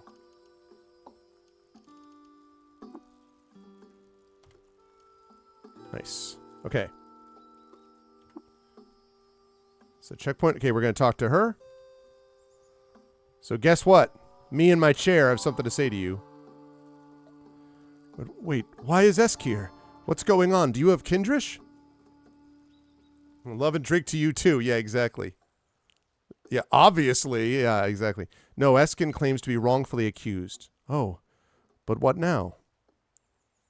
You're the warden, you tell me. I don't know. Grando usually resolves Bela's disputes. I am present to diffuse violence or keep the peace through the threat of it. What do you think? We will investigate and find the truth. Oh, well, yes, that's a good idea. You'll help, right? My axe arm and conviction are strong, but deduction has never been my greatest strength. I could answer questions about the people in town if that would be helpful. It would. Could you answer some questions now? Of course, Kendron. Ask away. What can you tell me about Hindriarch Ke? Kess very wise and very careful, which makes up for a lack of strength or tact. She always knows what's right, and she runs a very tight shift. She hates clutter from work like nothing else and cleans up any mess she makes. Unless it's a spill, then she makes Kessahin do it. It's because Grandot has a terrible fear of standing pools of water, refusing to touch them. Copper and bronze afflict her with allergy sores, and she can't touch them. She's too old to spar with me, but her bow arm still aims true. That's all I can think of. All right, what about Eskind? Oh, she's a good person with strong convictions, or has always seemed so. I suppose that isn't helpful. Eska has a good eye for detail. She hates water vines so much that she avoids the patties and won't eat mats without lab broth to make it taste better. She's afraid of saltbacks. She's good at foraging and terrible at crafting. I've missed her so much. Okay, what about Kessahind? Kessahind is completely loyal to Grandot. We used to be friends, but his disposition has become so sour since he was appointed her protector, and he's quite cold to me now. He can't see well in darkness. He's the holder of Ari, an unbreakable heirloom fire axe, and he's very skilled with it. He's terribly finicky about food. He'll only eat bland food and meat, and... Oh, once when he had a bad cough as a fondren, a caretaker tried to feed him yuckweed, and he kicked her so hard it dislocated her jaw. Poor elder Esselhind. What do you know about the outsiders, the Kendron? Oh, not very much. The only Kendron who were allowed in the village before you are traders, and it's always a very big fuss when one comes by. It's been a while since that happened, though, so any Kendron who have visited must have come in secret. Okay. So... tell me what I need to know. Why was Eskind exiled? She exiled herself by leaving Bela. Our codes demand that no Hindran who leaves us ever return. She knew this, and still she chose to leave. All right, who's your bodyguard? Kessahind is a good boy. He lost his parents long ago, but has been like a son to me. Now his axe arm is strong where mine is not, and so he lends it. All right, is Nilahind a good warden? Warden Nilahind attends to her duties admirably. She's not terribly assertive, but she need not be. I'm surprised she's going along with this outsider-led investigation, but she always had a soft spot for the exile. Why did you tell me Eskind had a brother? If you ask the exile, I'm sure she'll spin some kind of accusation that I believe gender to be an immutable prison, that I impose it on others. She's lying. Our people have a long history of two gender hindran called hardened, respected and consecrated. Oh, that's cool. There's a proper path to gender variance in our society, of which the male exile could have availed himself years ago. He never did, so I do not recognize him. Interesting. Let's all live and drink. All right, you. Kessahind, may I ask you some questions? Okay. Very suspicious.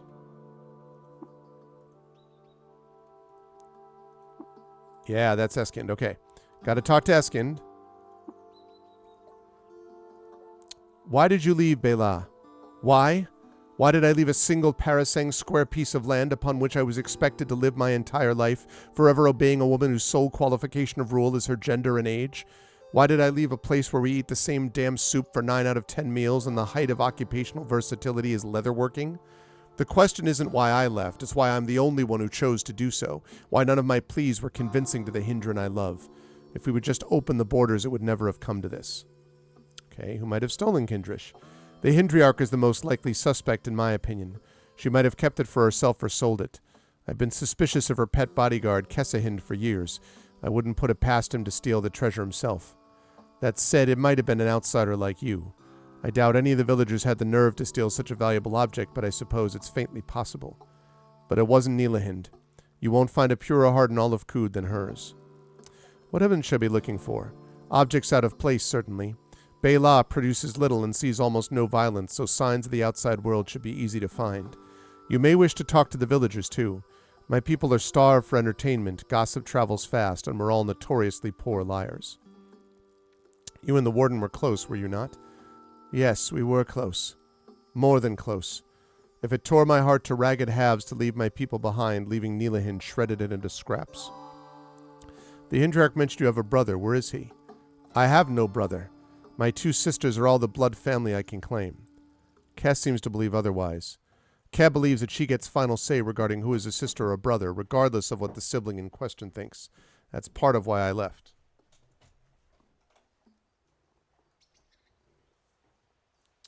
Hang on a second, Kaelin. Wait.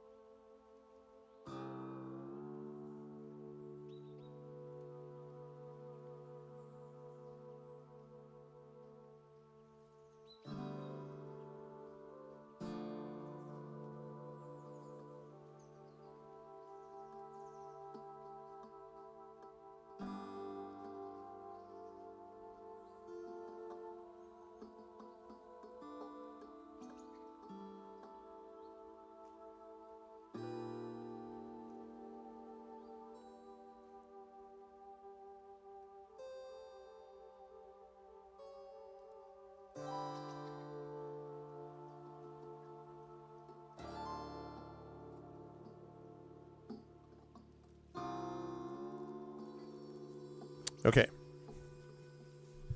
Sorry about that.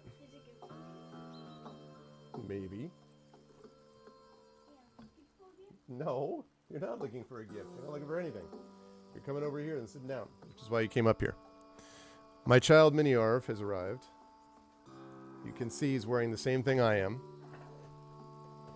But I'm only going to be on here for another few minutes, and then I'm stopping, and I'm going to start another thing, that other game you were watching me play last week. And then you, me, mommy, and sister will be here a little later than that to play Mario Kart and stuff. Okay.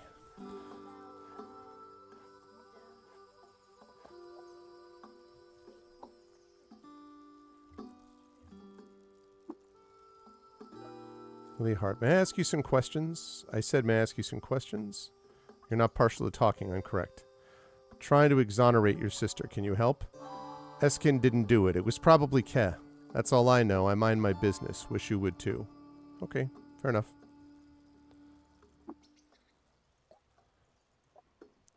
Mayahand, tell me about your family.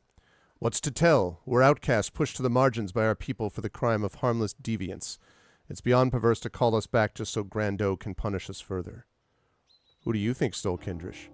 I don't like to speculate on a matter I know so little of, nor one whose outcome so dearly affects my life. If what you want is a strongly worded accusation based on nothing, Leehart, I thought it was Lilyheart, Leehart is the sister to talk to. Kat told me that Eskin has a brother. Did she? But she doesn't, does she? Only sisters. That's right, Kendron. It's not to do with the case anyway. Old cold tradition and the cold heart that keeps it. So one of these, okay. So one of these hind or what is it, fawnkin, or whatever it is, heartkin, whatever they are. These deerkin, that's what it is. One of these deerkin transitioned, and the old Hindriarch or whatever, the leader of the village, doesn't like it. Interesting. Okay. Computer name is Mini Arv Spikes. Really? Okay. Well, that's me. And this is my pet chair. Yeah, pet chair. See? Look, I'll pet him. He rocks gently. See, he's my pet rocking chair.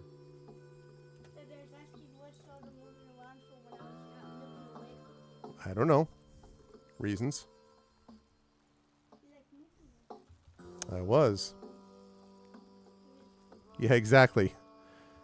Interesting. So I'm going to have to talk to some people about...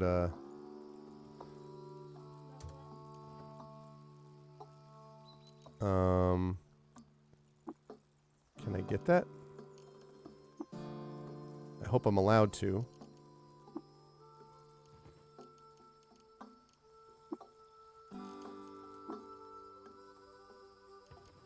I guess it would tell me if I wasn't allowed to.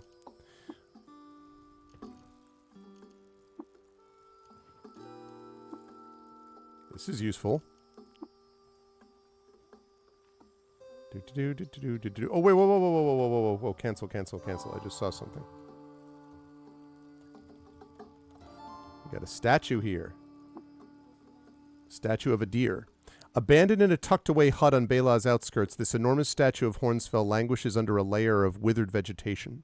It depicts a majestic deer with one hoof raised from the ground, its human-like eyes judging its surroundings and finding them wanting. The metal plaque on the base of the statue hasn't fared well over the centuries, and the only glyphs you can make out are K, R, S, and H. Okay. Who are you? You're a Hindran scout. You seen or heard anything peculiar? I heard someone doing some kind of tool work during a night watch shift.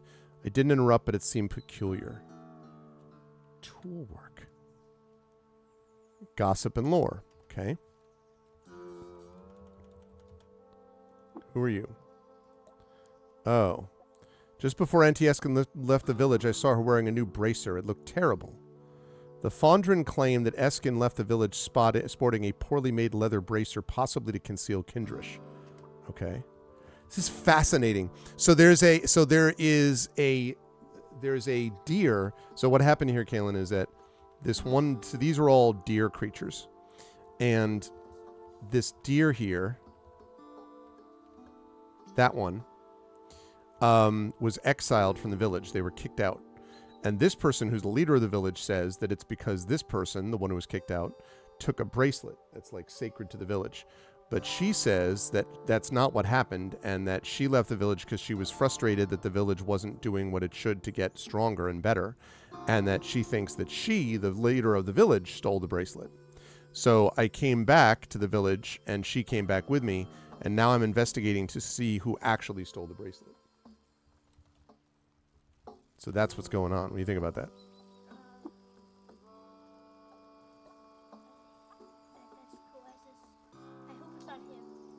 You hope it's not him? Theft by Kendron is very common during an outbreak of disease like the one the villagers describe.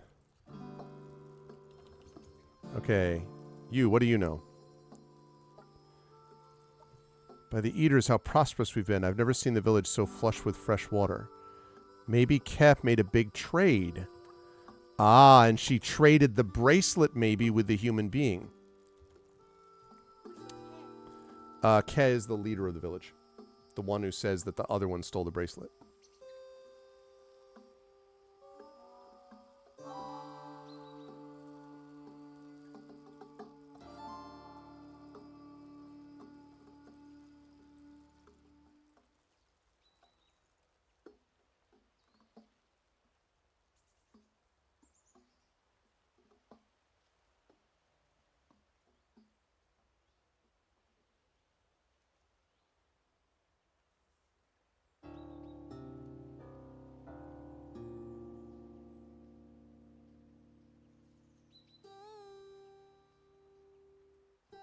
Okay, I've now run way over chat because this was too interesting. All right, Izahin, tell me. Oh, you don't have anything to tell me. Okay, that doesn't help me then.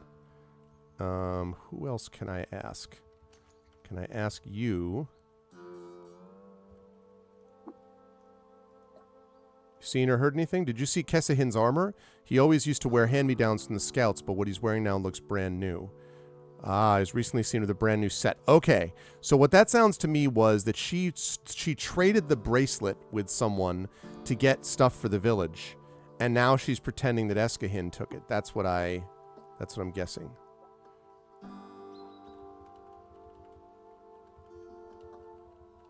All right, how did you get this new material, Kesahind? Hmm? I thought he was the wet guy. Yeah, but this is the bodyguard of her.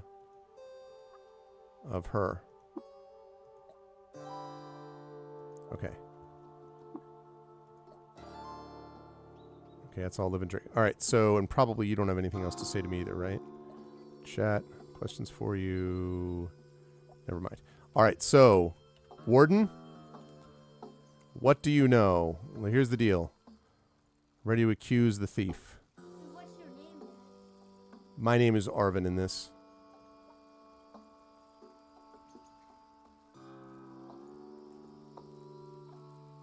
Signs of craft seemingly hidden from the village, but that can't be your only evidence, can it? There's no culprit. Let's see. Rumor has it the village is flushed with water, perhaps because Kef made a big trade. By concealing craft and trade, it was Ke who stole Kindrish. The evidence is clear. Bela's own Hindriarch has betrayed her people.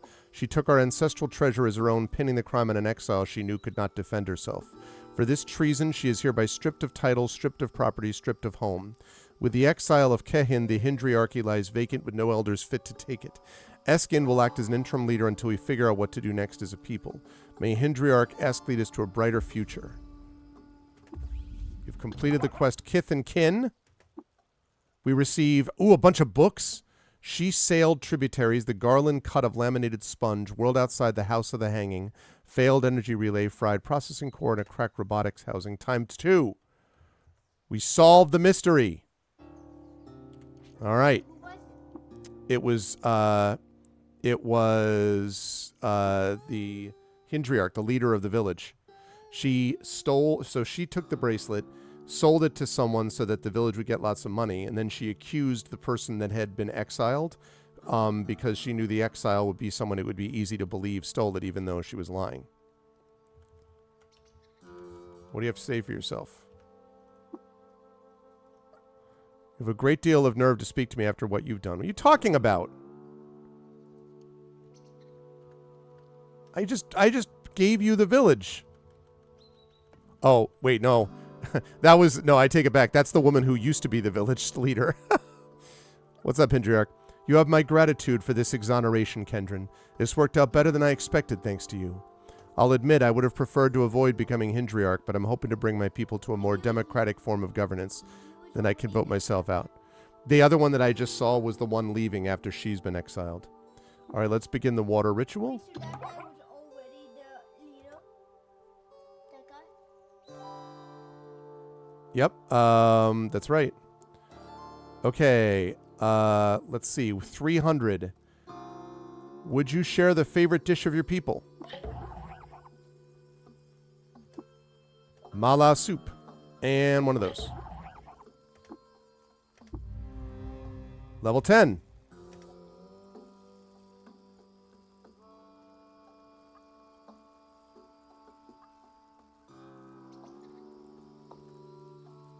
Okay. What do you have to say for yourself, Kessahind? That was the bodyguard. And I guess he's still here. Thank you. You're welcome. Okay, so last but not least, what we do is we go to skills, 123 points. We still need to get to 150 to get customs and folklore, so that's what we're going to do next. Okay.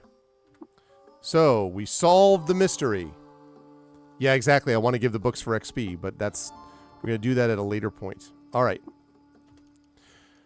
Very, very interesting. Very, very interesting. That's the game that I just played.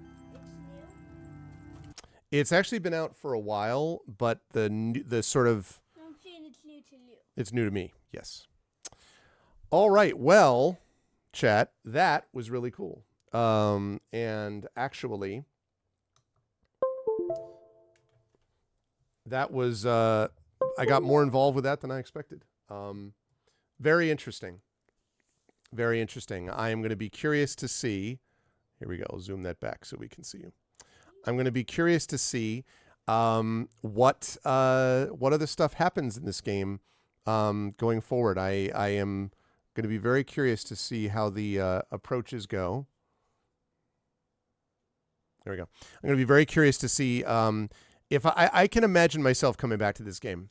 This is a game I might spend some more time on. I am a little worried that it's so abstract random that it may end up being something that it doesn't really have any sort of final conclusions, but I really, really did like that.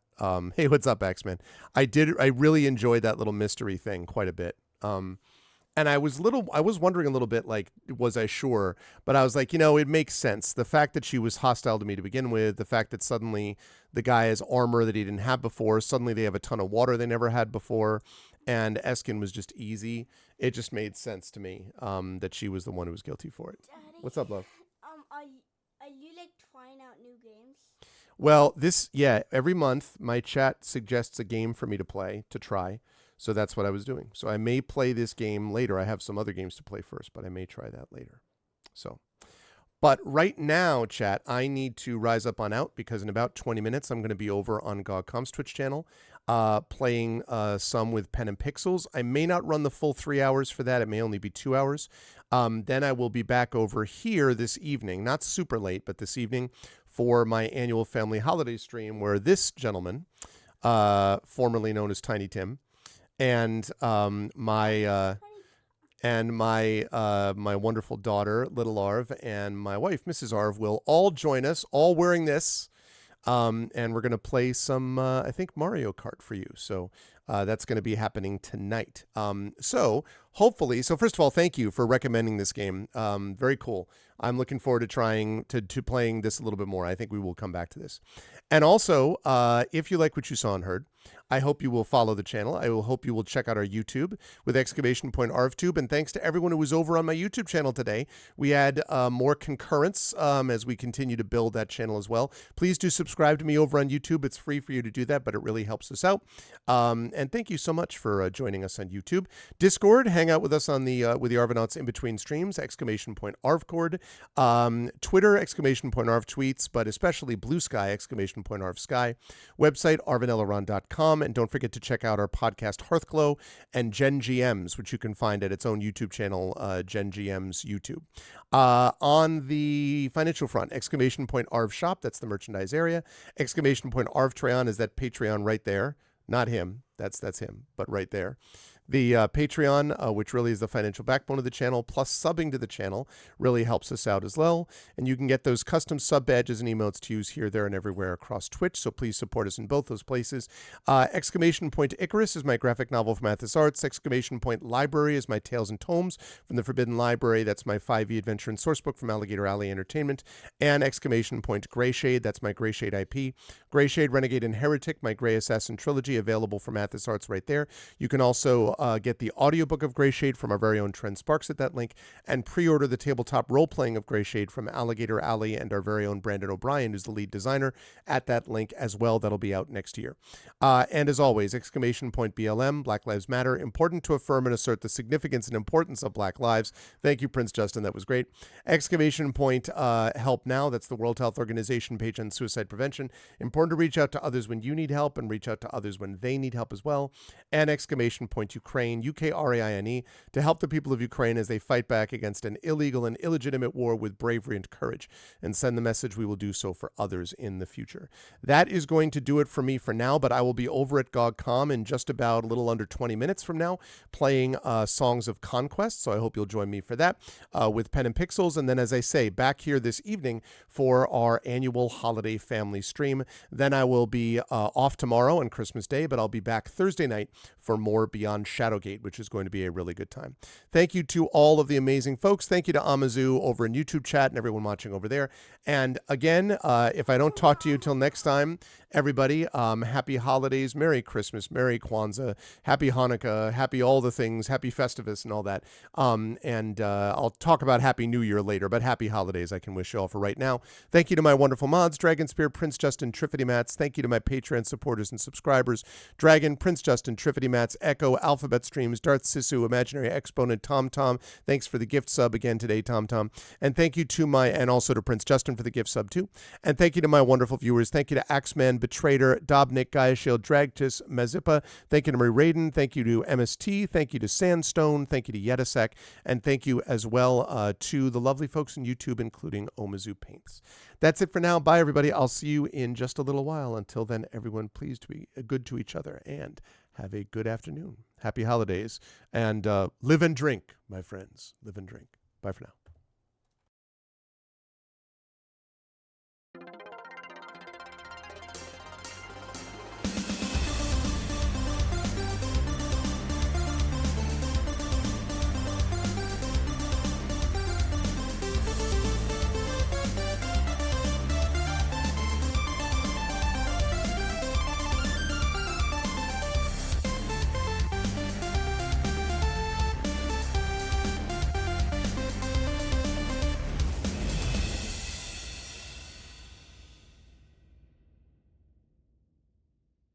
Honk.